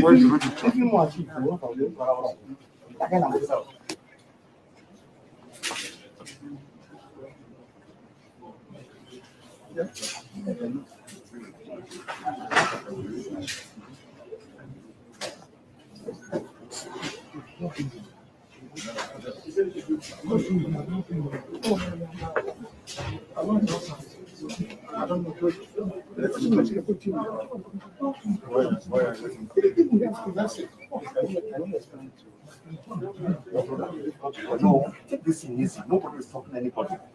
Even me, you have been stopping me and for more than 5 minutes. It's not. Did you hear that? Now listen. Listen. Pay attention. Me, you have been stopping me and for more than 5 minutes. Even me, you have been stopping me and the Jofo for more than 10 minutes. Look, just listen again. No, take this in easy. Nobody is stopping anybody. Even me, you have been stopping me and for more than 5 minutes. It's not. Listen again. He mentioned 10 minutes there. Listen to confirm that particular prophecy that day. Listen again. No, take this in easy. Nobody is stopping anybody. Even me, you have been stopping me and for more than 5 minutes. It's not. For the last time, I want you to listen for the last time. And after that, we're going to pray. Listen. Me, you have been. Take this in easy. Nobody is stopping anybody. Take this thing easy. Nobody is stopping anybody. Now listen. Easy. Nobody is stopping anybody. Even me, you have been stopping me. Even me, you have been stopping me. And he's now pointing at Barrister Jofo. You can see that is Chief Michael Zekome talking now. Listen again. Nobody is stopping anybody. Even me, you have been stopping me and for more than 5 minutes. Did you hear that? For more than 5 minutes. For more than 5 minutes. 10 minutes. For more than 5 minutes. It's not. For more than 5 minutes. It's not. This lawyer was brought to the bar together with me on the same day. It's not the journal they have it. Yes. That was on the 16th of February. I told you that very day that they will be allowed in 10 minutes from the time I got the report. And Barrister Chief Michael Zekome confirmed it. He said he had been stopping me for more than 10 minutes. 10 minutes. He mentioned it with his mouth. You have had it.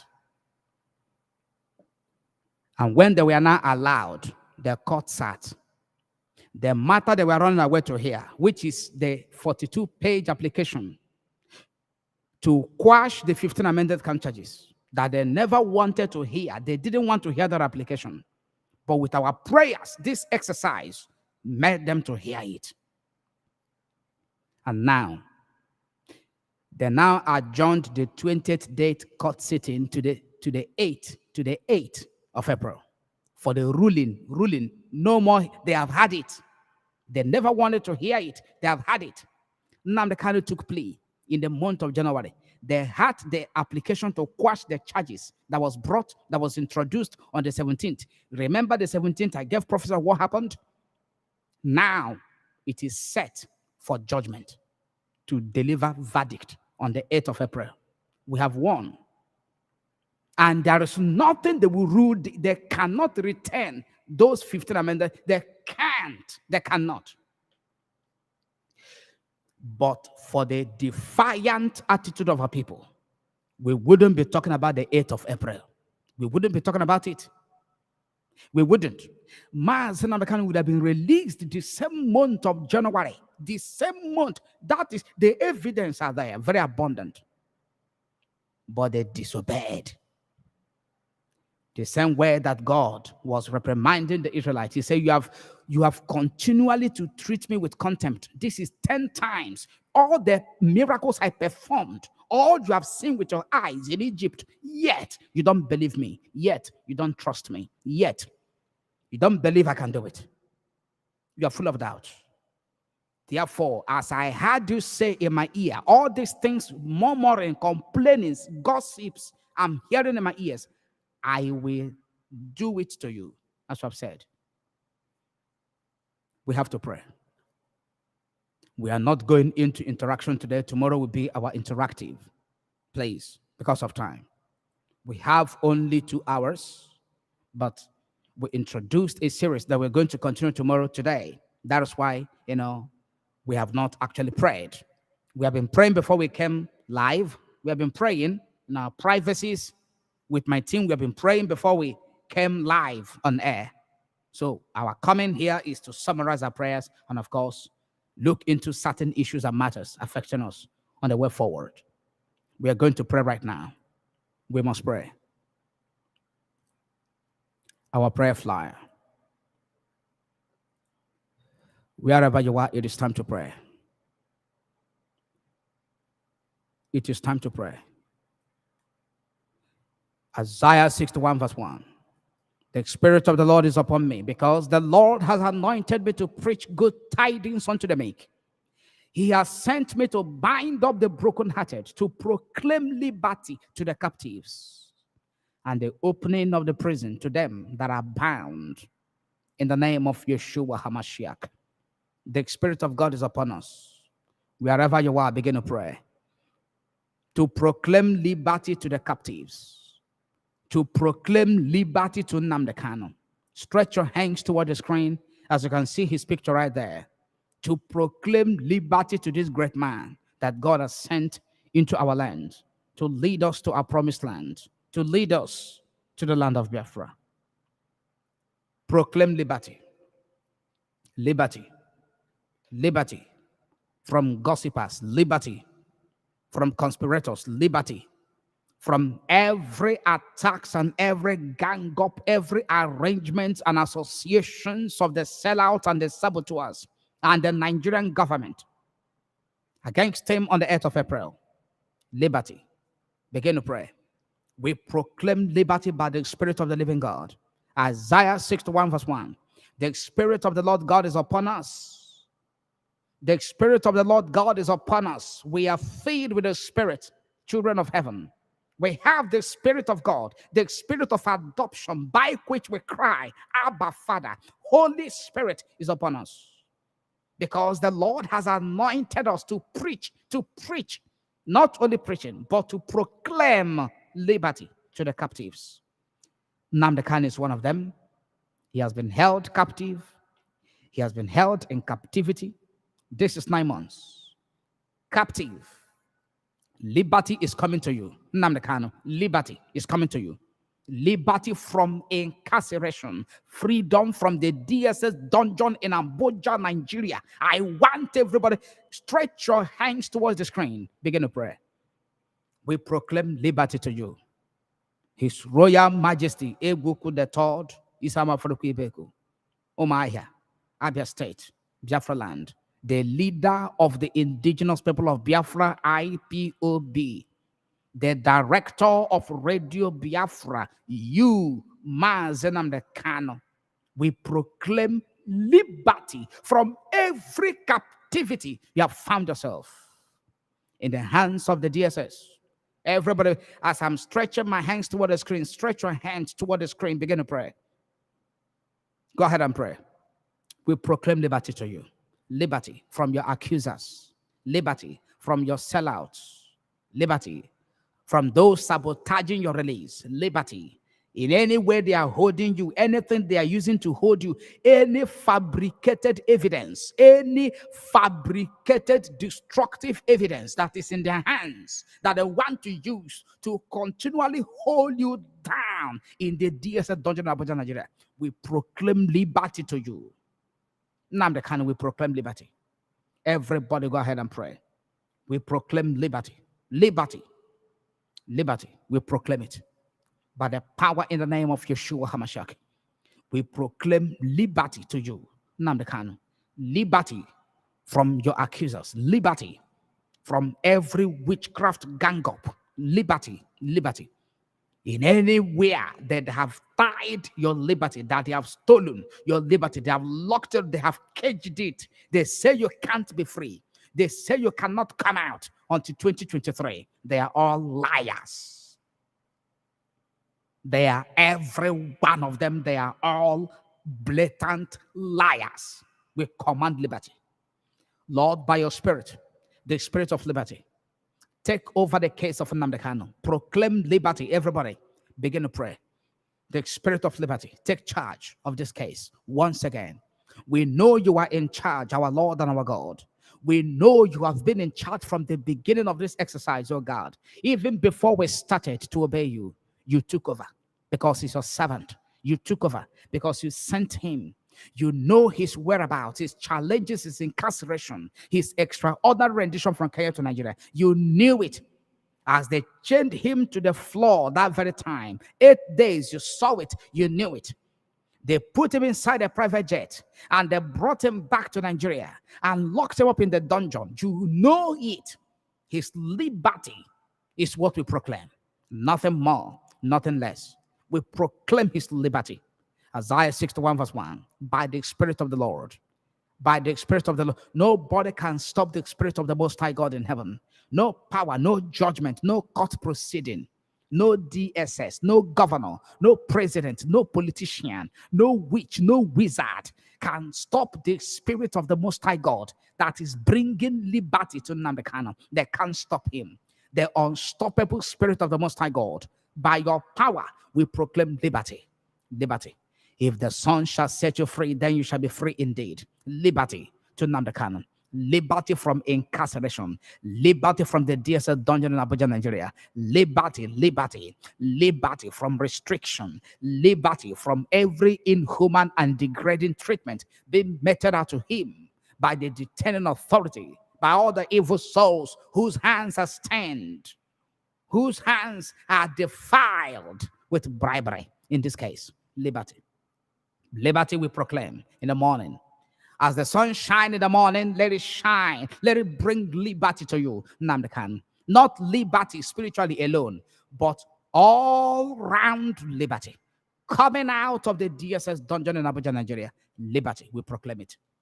As the moon shines in the night, liberty, liberty. As the sun shines in the sky, liberty. The stars, the same, liberty. As the breeze blows, the wind blows, liberty, freedom, liberty. We proclaim it by the power of the Spirit, the unrestricted Spirit of the Most High God. His power bring about liberty. Just like in the days of Paul and Silas, by the Spirit of the Most High God, we proclaim liberty to you, Nnamdi Kanu. You shall triumph over every evil, over every injustice that have thrived for these 9 months. You shall triumph over them. Liberty. We proclaim it. Everybody go ahead and pray.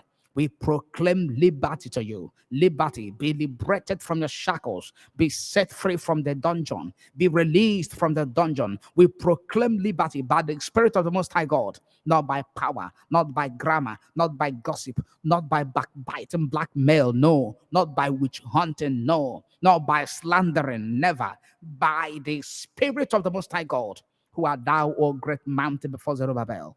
You shall be met plain. You shall be leveled. You shall fall down flat, not by power, not by might, but by my spirit, says the Lord of hosts. Liberty by the Spirit of the Most High God in heaven, Ruach HaKodesh. We proclaim liberty, as in the days of Daniel. We proclaim liberty to Nnamdi Kanu.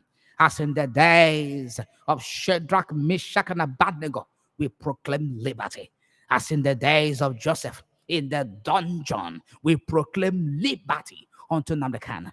Be liberated, be set free from incarceration, from detention, illegal detention. We declare your liberty. We proclaim your liberty. Everybody pray. Go ahead and pray. We proclaim liberty. That is what we declare. Nobody can stop it. No demon can stop it. No force upon the very planet Earth can stop it.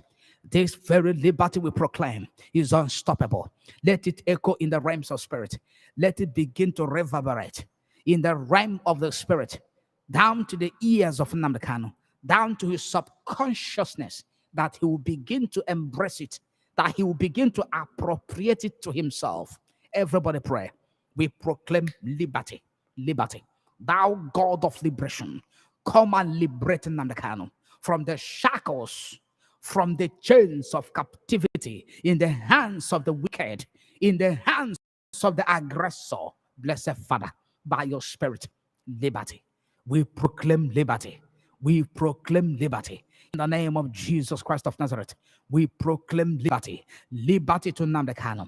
Liberty by the power in the name of Yeshua HaMashiach. We command liberty. With every chain and every shackle, visible and invisible, splitting into pieces, melting away, and then making him to walk free out the gate of the dungeon. Just like Peter walked out the gate, he walked out the gate. The gate we are opening to him. Oh, Ziake Patugaba, at their own accord. They opened. They said, we are sorry. We have held you here against your human right, against your dignity. Peter, we are sorry.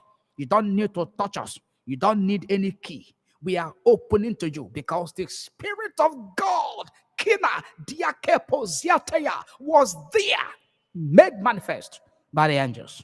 The same we proclaim to Nnamdi Kanu. They must apologize to you. They must apologize to you one after the other. They must tell you how sorry they are. They must show the remorse. Liberty. We proclaim to you, the captive of the mighty shall be set free. For I will contend with them that contend with you.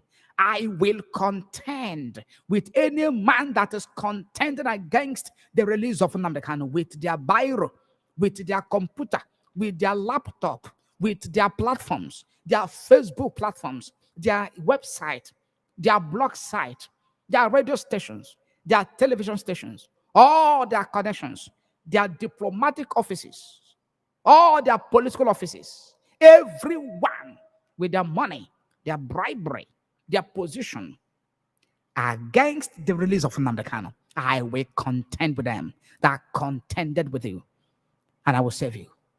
Liberty, we proclaim it. Everybody pray. Make sure you are pointing your hand. You are stretching your hands toward the screen, using his picture as a point of contact. We proclaim liberty. As we proclaim it, the angels will echo amen to it. They have no choice than to seal it and carry it out. Liberty. We proclaim liberty unto Nnamdi Kanu by the power in the name of Jesus Christ of Nazareth. Liberty. Let him go. Let him go. He's done nothing wrong. He's killed nobody. Let him go. You forces of darkness contracted to hold him. Let him go. We command liberty to him. La Cynthia Bago, Dika Parodiasia, by the blood of the Lamb, the blood of Yeshua HaMashiach, the blood of redemption, the blood of liberation. Liberty to Nnamdi Kanu by the power in the name of Jesus Christ of Nazareth. Liberty, liberty, liberty, Zetia, Kosinta, Media, Poragadia, and the opening of the prison to them that are bound. The opening of the prison to them that are bound. The opening of the prison to them that are bound. Nnamdi Kanu has been bound, emotionally traumatized, psychologically traumatized, bound, confined within the perimeters of that very cell of the DSS dungeon. It shall be open. It shall be open. Isaiah 61 verse 1. That is what God says to proclaim liberty to Nnamdi Kanu and the opening of the prison to him that is bound in the DSS dungeon in Abuja, Nigeria. In the name of Yeshua, that very DSS dungeon in Abuja, Nigeria must be opened. And then Nnamdi Kanu will come out. Not only opening for him to come out and go to court. No. Opening that he may come out and go back to his house. Either he goes back to Samafuruku, he goes back to Israel, he goes back to Britain, any country of his choice. That is how it will be. That is the kind of liberty we are praying. That is the kind of opening of the prison we are praying for. Not that they say, oh, don't gather, don't give interview like they did last time. Never. Come on, pray. You must, I said pray. That is the kind of liberty we are. It's not a cheap, very, very stifling political solution. Never. That is not what, it is not what we are praying for. Liberty in its entirety and wholesomeness. Begin to pray. Go ahead and pray. Make sure you are stretching your hands toward the screen. Go ahead and pray. I said you have to pray. That is the right thing to do. Liberty. Zankema, diateya bozia, kotegada, dinetia prakozia tayaba, lero, kima, diakebo ziateya godianga, metu braziataya. Let that very prison be open. Thus says the Lord of hosts. I am going. Some people don't understand where we are. Oh, Dimata, Kenedia Cabrozia, Idesia Koma, Lia Cabrayo Kodia, Kazianga, Ideskita Brade, Le Porianga, Spirit of the Most High God, move, overrule, Lia Para, Lia Kemadia Kemazia. It doesn't matter their anger. Are they paranoid? It doesn't matter. Overrule. And liberate our leader, Nnamdi Kanu. Bring about. Let that prison door be opened. Let it be opened. Let it be opened by the wild wind of your judgment, oh God, blowing very heavily upon that very people, upon those saboteurs and the sellouts, upon those people who have ate the bribe, they have taken the bribe, and they are very, very working assiduously to deliver on what they were contracted to do. We command the DSS dungeon in Abuja, Nigeria, to open unto Nnamdi Kanu. He must come out, not coming out to come and attend court. Useless legal proceedings. Useless, I said. That is what he is too busy for that. Nnamdi Kanu is too loaded. He has the heavenly mandate. He doesn't have such a time, such a luxury of time to be moving down to a very dysfunctional court or judicial system. He has much in his hands to deliver. No time. This very generation, our time is running. Our cycle of 40 years is counting. We don't have time for these very frivolous amended charges to listen to it or to hear it. All the same, they have had it. They're ruling on the 8th of April. We set him loose. Spiritually, we set him loose. Spiritually, on this mountain of prayer, everyone that loves Nnamdi Kanu, you must pray. If actually you love him, you must pray, regardless where you are at this point in time. It doesn't matter. Even if you're in the public, it doesn't matter. Even if you're in a conference, it doesn't matter. We are all in the DSS dungeon in Abuja, Nigeria with him. And our cycle of 40 years is speeding up. You must understand it. Go ahead and pray. Let that very prison be opened. That very incarceration, that very dungeon, let it be opened. The spiritual gates, the spiritual doors that are locked up against him, using witchcraft spells and powers, using sorcery and divinations, let them split open on their own accord. Just like in the days of Peter. The Bible said the gate, they were all on their own, opening up by the power in the name of Yeshua. Let them open up. Kasitira, mediako zatayaba, denateya. Let them open up. Let him come out. He must come out. He can't be held down because this very new generation of Biafrans, our 40-year cycle is already counting. He can't be there. He can't continue to be there. You say, oh, if he stays there for 1 year and the government releases him in 1 year or 2 years. In fact, the government tried though. This is what people that call themselves leader are discussing.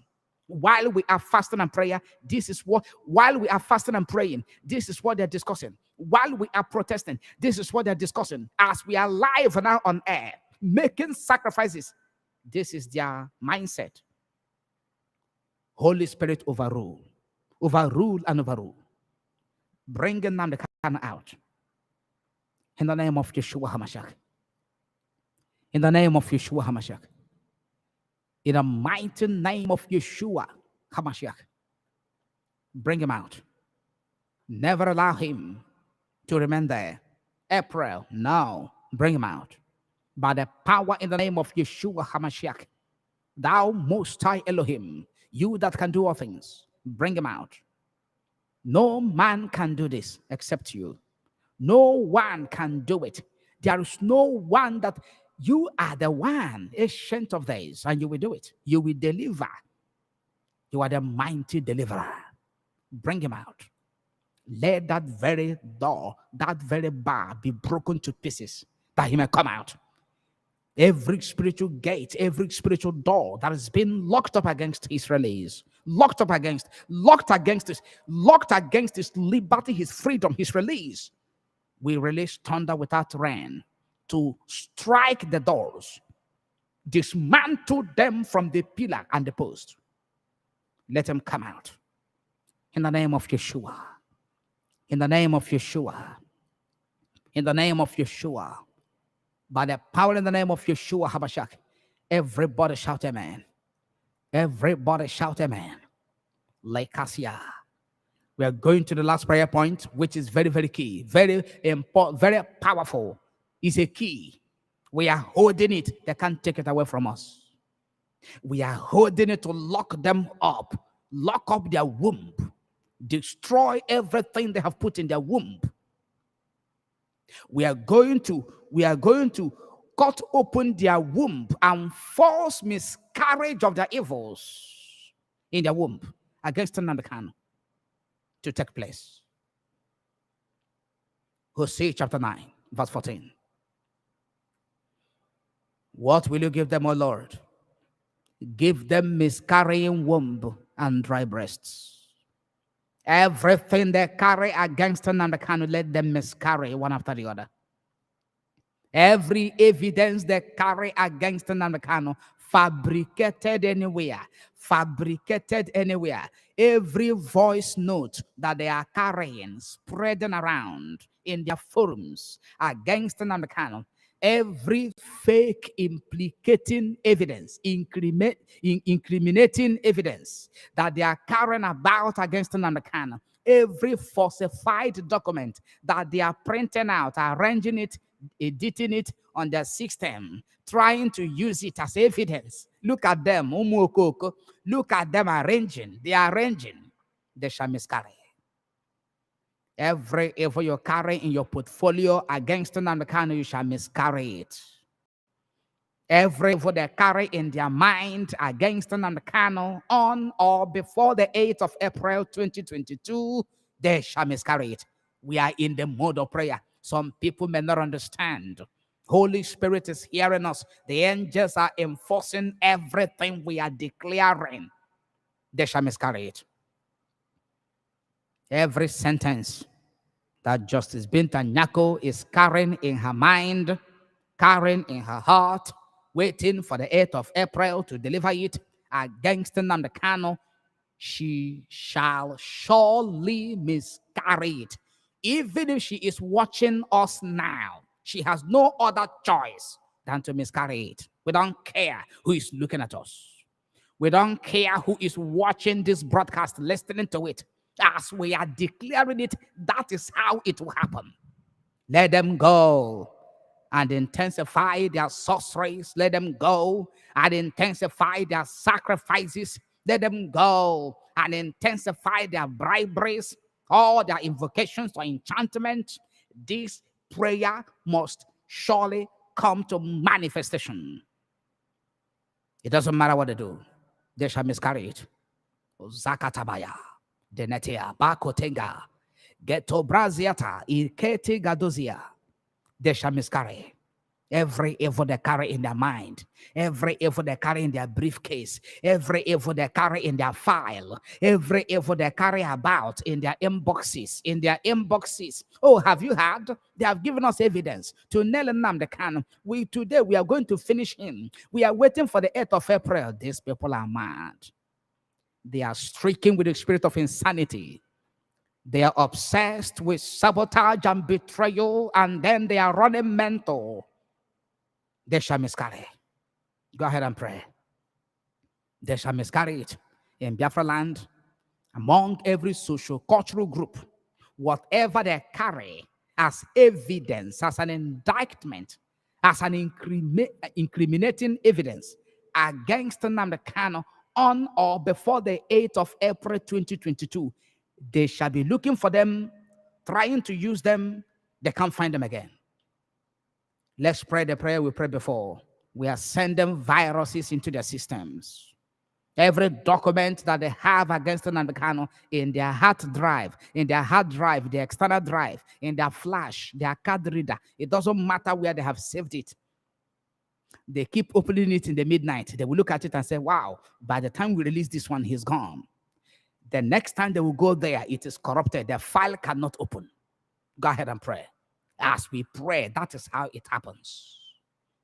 God said, whatever I hear you say in my ear, anything you are saying now in this prayer, I will do it. Zakabadaba, dikatesetia. As they go to browse, to search for the folder where they saved it, it is corrupted. Let virus that will bypass all their antiviruses installed in the system go to where that file is, pick it up, destroy it.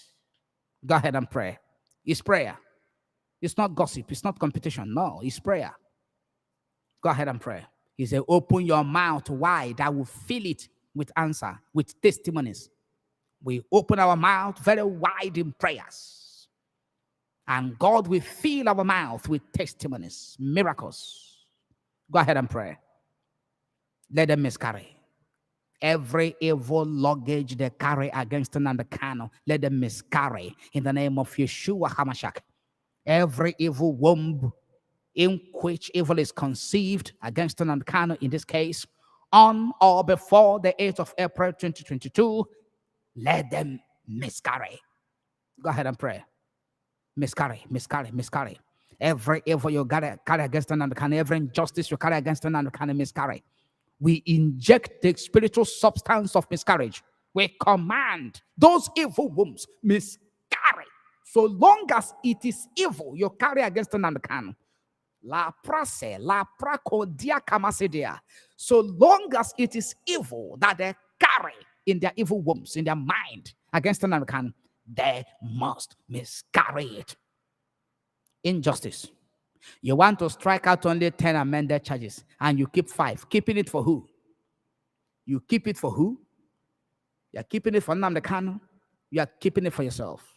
You will face that your husband, Justice Binta Nyako, don't use Nnamdi Kanu and do trade by barter. Or otherwise, the sledgehammer of heaven will come down very heavily. Deliver justice. Set him free. Every evil that is conceived, even the ones that are going to conceive after our 3 months fasting and prayer tomorrow, any in between alternative arrangement after our prayer before the 8th of April, all of them, miscarriage is waiting for them. As soon as they are taken in, they are going out. Miscarriage. No bribery will save them. No treachery will save them. Britain can never intervene. Miscarry. Every evil you carry against Nnamdi Kanu in the name of Jesus Christ of Nazareth, miscarry from A to Z. Thank you, Father. Thank you, blessed Spirit of the Most High God. We give you glory. We adore you. We magnify your name. We praise you. We bow before you. La Pasikatoria. Thank you, Lord. Thank you, Lord. Thank you, Lord, for everything you have done. Thank you, Lord. Thank you, God. Thank you, Lord, for everything you have done. Oh, yes, thank you, Lord, for everything. We all are saying, thank you, Lord, for everything. Everything, thank you, Lord, for everything. Everything you have done, how you answered today. Thank you, Lord. Thank you, Lord, for everything. For liberation. Thank you, Lord, for everything. For setting him free. Thank you, Lord, for everything. We are saying thank you, Lord, for everything you have done. Hallelujah. Thank you, Lord. Chukwabiama. Thank you, Lord. Thank you, Lord, for everything. We are saying, we all are saying, Omo chukwu nekwu mama deregi onyukwu. We thank you, Lord. Chukwu kikabiama. We thank you, Lord. He that answer prayer. So, onye na-aza ekpere. Chukwu dị mma onye na-aza ekpere. He that answers prayer. God is good, he that answers prayers. Oh, he that answers prayers. Our God answers prayers in a very miraculous way. He answers prayers, he answers prayers. The prayer of the saints, he answers prayers. Onye na-aza ekpere, Chukwu dị mma onye na-aza ekpere. Enenebe jeghọrọ chim na-aza ekpere. The mighty one in battle, he answers prayer. The Lord of hosts, Jehovah Shabbath, he answers. He that answers prayer from a dedicated heart. Oh, yes, he answers prayer.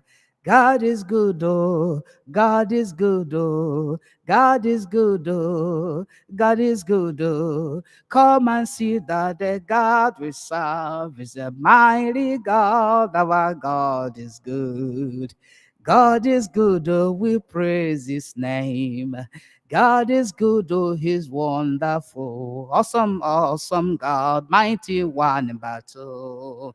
Onye ọma onye na-aza ekpere. Chukwu dị mma onye na-aza ekpere. Chukwu dị mma. We give you glory, Ancient of Days.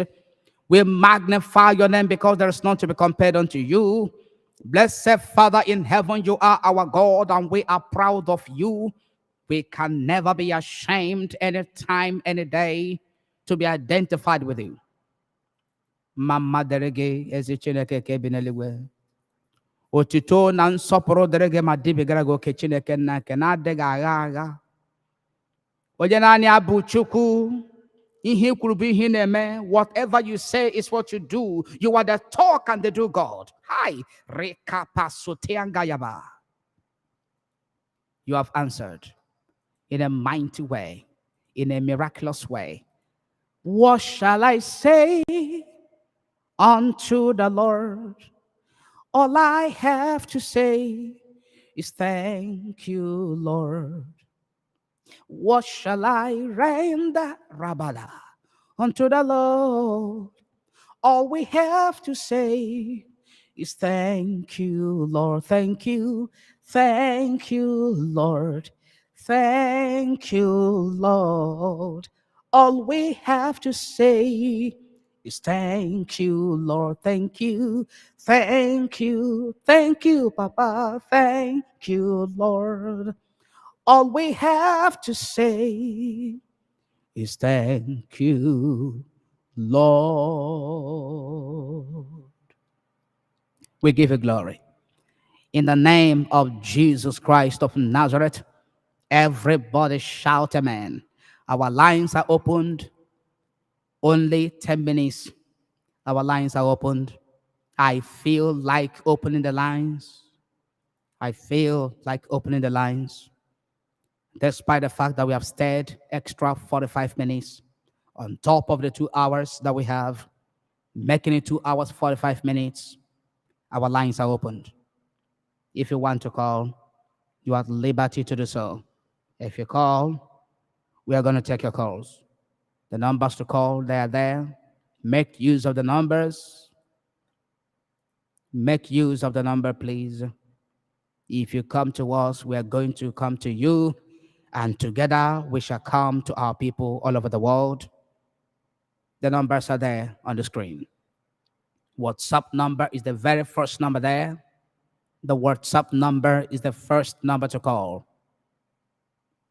Go ahead and call. If you want to call, you are at liberty to do so. The second number is a direct number. If you want to call directly, 08033805809, 08033805809. That very number is for direct call. Direct. The second number there is for direct calls, voice call. In the next 2 minutes, if there are no calls, then we have to go. The first number is WhatsApp number 07084767258. The time here is 9:21 p.m. where I am, 21 minutes past 9 p.m. where I am. If you want to call, you are at liberty to do so. In the next 1 minute, if there are no calls, we have to proceed with the closure of our exercise today, to come back tomorrow for the very last broadcast for this very 3 months exercise, and of course, the beginning of our series on our cycle of 40 years as a generation. If you want to call, you are at liberty to do so. It seems nobody is in position because they were not expecting it. I announced earlier that we are not going to have interaction. All the same, I want to say a very big thank you to every one of you. Every one of you that participated today, I pray for the blessings of the Most High God upon your life. I pray that the Most High God will come upon you so heavily with blessings. So heavily with blessings. The grace and the might of the Most High God shall be unleashed on you. Every one of you that participated, every one of you that have been so supportive, all the way from January to this very moment, may the Lord release it so abundantly unto you. Those of you that want to get married, I prophesy to you. Oh, Rabazia Kayado. If you want to get married, raise your hands to heavens. Zate, zate, zate. Leati kata gozia bayada. Meziato, mezia, riaka diakobazia. March 2023. Invite me to your wedding. Lapate kosianda. Desketa brayado. Leria, bakaziataya. Every one of you that participated, every one of you that are so supportive, every one of you that have been making sacrifices to make sure that this exercise is a success, to make sure that the hands of Pastor Maxwell Nnawuihe is not weak, is not weird out, and you decided to step up your contributions. Oh, every one of you who need marriage, every one of you that have been crying your eyes out in the night, every one of you that have been so concerned with your age is running away. That's what the spirit of fear is telling you, but I'm telling you today, fear not. Oh, Salabadaya. Leraba, Kodi Kasidiangaya. I am speaking from the realm of the divinity. That's where I'm speaking from. The Godhead, the Trinity. They told me to pray for you. I am praying for you on their order, their command. March 2023, invite me. Invite me. I'll be there. You will wed, you will marry honorably. Honor. I am speaking as a prophet of the Most High God. Every one of you who participated, every one of you that have been so supportive, and you need marriage, you want to get married. The month of March is your month. Next year, 2023, is your year. March. I am saying March, this same month. Kaba, Liatea, Kosa Patigade, Lobredia. No power can hold you down. I decree and declare every band of the wicked, every covenant in the water that is holding your marriage by the power in the name of Jesus Christ of Nazareth, I curse Liakapo, Desia, Kiteria. Stretch your hands toward the screen. The power of God is here. Masikayo, Diapea, Koziantaya, Lepra, Kozigada, Lerdo, Liakapasitayo. I say the power, stretch your, come on. The time has come. Lepangia, Zezo, every covenant, even if it's a deliberate covenant you entered, I decree that covenant is broken by the blood of Yeshua HaMashiach. Any covenant that is entered on your behalf by your ancestors, by your mother or your father, with any unclean spirit, with any marine power or kingdom that you will not marry, that is affecting your marriage, I curse that covenant. Break now, right now, right now, right now, right now. Every mark upon you, in any way they have identified you as their spouse in the spirit realm, I change your identity. I change your identity. Whatever they use to sense when you're around, to mark your movement, to monitor any marital move you're making, by the power in the name of Jesus Christ of Nazareth, I curse them to come to a stop now. I declare the month of March 2023, your marriage month. You will march into your husband's house. You will march into your marriage. If you're a man, you will march to the altar. You will march to your wife's compound and pay her bride price. You will march out as couples, no longer singles, bachelors, spinster. That comes to an end the month of March. I prophesy, let every hindrance be destroyed. Let finance be released. Let money be released. Wisdom be released unto you. Let God open your eyes to see your spouse. Any blanket, any covering cast, every blanket, every covering cast, every veil, I enforce Isaiah 25 verse 7 upon it. And I command them to be removed, that you will see your spouse in the name of Yeshua HaMashiach. Every one of you, whatever may be your need, in every area of your need financially, your job, you're looking for a government job, you're looking for promotion, I decree and declare, let it be released unto you, be released unto you. Monday, Tuesday, Wednesday, Thursday, Friday, receive it in the name of Jesus Christ of Nazareth.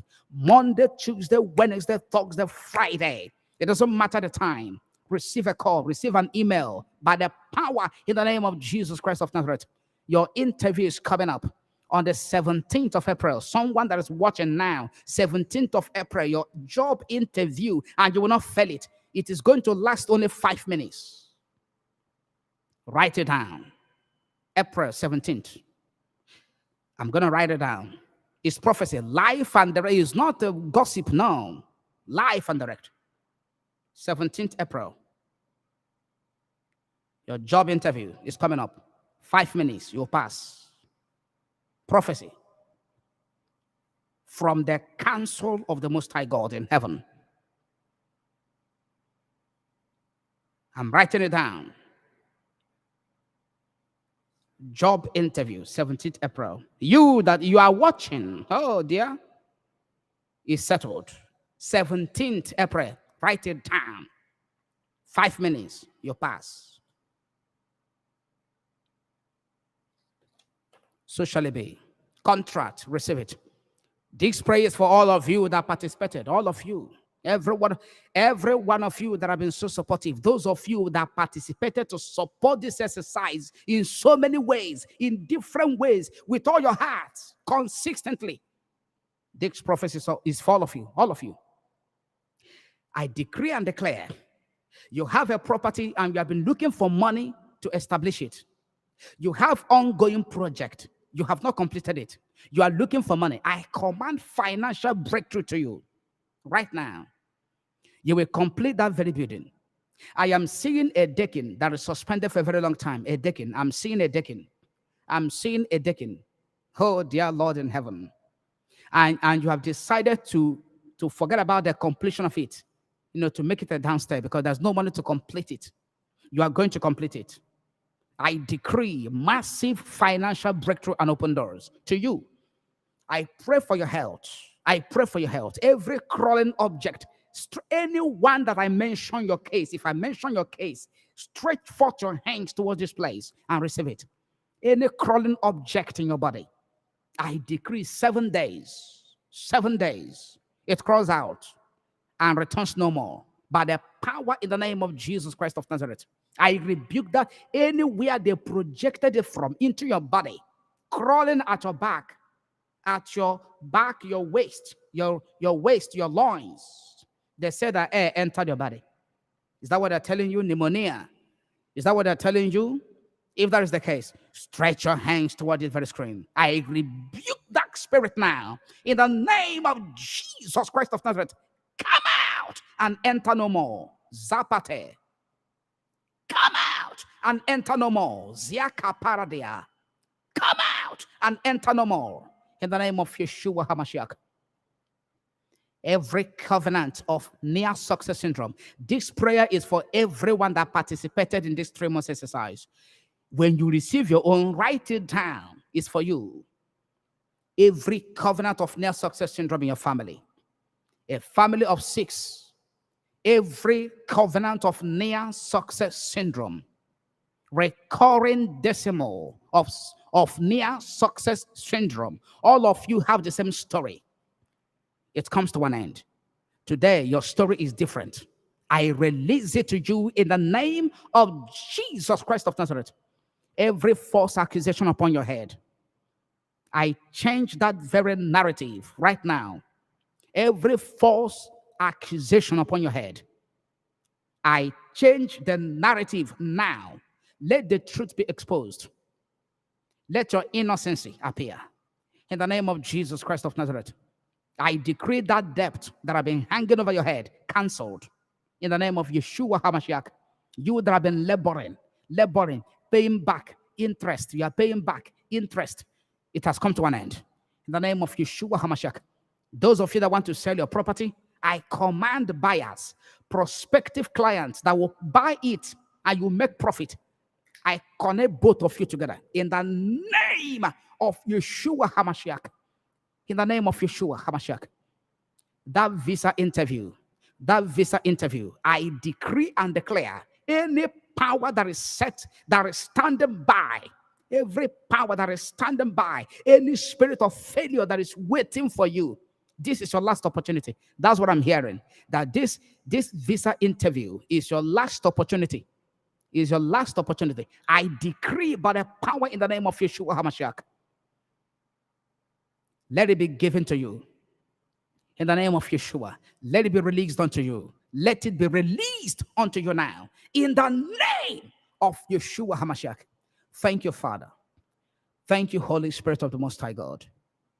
Thank you, Holy Spirit. Every one of them that their cases are not mentioned, Lord, I pray, you know the very point of the need. You know it. You know it. Every one of them that are saying, oh God, remember me, my case. Let Pastor mention my case. Whether it is mentioned or not, Spirit of the Most High God, I pray. Rabasia, Rabakendaraba. Someone that is about to be sacked in the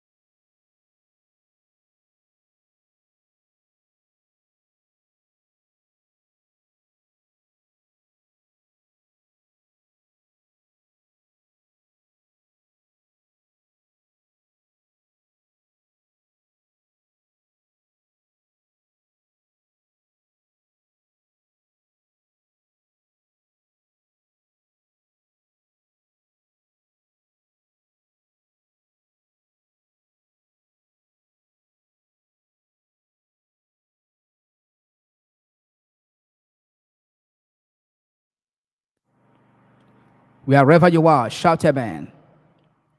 Wherever you are, glory be to God. Shout amen. Can you shout amen? You will not lose that job. In the name of Jesus Christ of Nazareth, you will lose that job. You can't lose it. I am still on that very prayer point. The devil is a liar. You won't lose that job. You cannot be disgraced from that office. You cannot. Every one of you that participated, every one of you that worked very hard, this is the blessing of the Most High God. From the altar of prayers, from this mountain of prayers, from this prophetic office, it is the blessings. You won't lose it. Anybody that want to kick you out of that contract, anyone that want to kick you out of that very business, I decree and declare, may you reign supreme. May the Lord establish you in that business. You make your money. Your profit cannot be used to settle matters. Never. By the power in the name of Yeshua HaMashiach, I speak into the atmosphere where you are. Every prophetic declaration I've made over you regarding your case, it shall not be otherwise. I decree and declare with the speed of the light, let them come to manifestation. Before the end of this year, let your miracle manifest. Those of you I gave your month of marriage, March 2022, no power will change that date. Never. The covenant in your father's house can never alter this prophecy. Makasida, Makazibadia, Lopesia Tangambayama. Never. Never. Lord, I pray for every one of them whose cases are not mentioned. Meet them at the point of the need, oh God. That quarreling in that relationship, quarreling and fighting, I command peace in your relationship now. In the name of Yeshua HaMashiach. Nobody will betray you. Any setup against you, I bust it and expose it. I destroy it. In the name of Yeshua HaMashiach. In the name of Yeshua, you want to sell your car to raise money. Don't sell it. Money is coming. That's what I had now. You want to sell your car to raise money. Don't sell it. Money is coming. Money. Rabazekateria. That's what I had now. Lekandia bazanto. Getigadea. Don't sell the car. Money is coming. Let the Lord release check into your hands. In the name of Yeshua HaMashiach. Thank you, Father. Thank you, Father. Thank you, Holy Spirit. Thank you, Ancient of Days. Thank you, Ancient of Days. To God be the glory, great things he has done. So loved he the world that he sent us his Son, who yielded his life, an atonement for sin, and opened the lives gate that all may come in. Praise the Lord, praise the Lord. Let the earth hear his voice. Praise the Lord, praise the Lord. Let the people rejoice. Oh, come to the Father through Jesus the Son, and give him the glory. Great things he has done. Praise the Lord, praise the Lord. Let the earth hear his voice. Kabada. Your circumstances shall hear his voice. Leprasia. Your challenges shall hear his voice. These prophetic prayers and declarations from this mountain of prayer, where you belong to, they shall hear his voice, and they will join you to rejoice. Your neighbors, they shall join you to rejoice. Praise the Lord, praise the Lord. Let the people rejoice because of you. Oh, come to the Father through Jesus the Son, and give him the glory. Great things he has done. Oh, he has done great things. He has done great things. He has done great things. Bless his holy name. Lord, we thank you because you've done it. Every declaration made over your people, let them come to manifestation. Give them testimonies according to their heart desires and declarations from this very mountain of prayer to your glory and to your honor. In the name of Yeshua HaMashiach, everybody shout amen. And from me, from here, it is goodbye.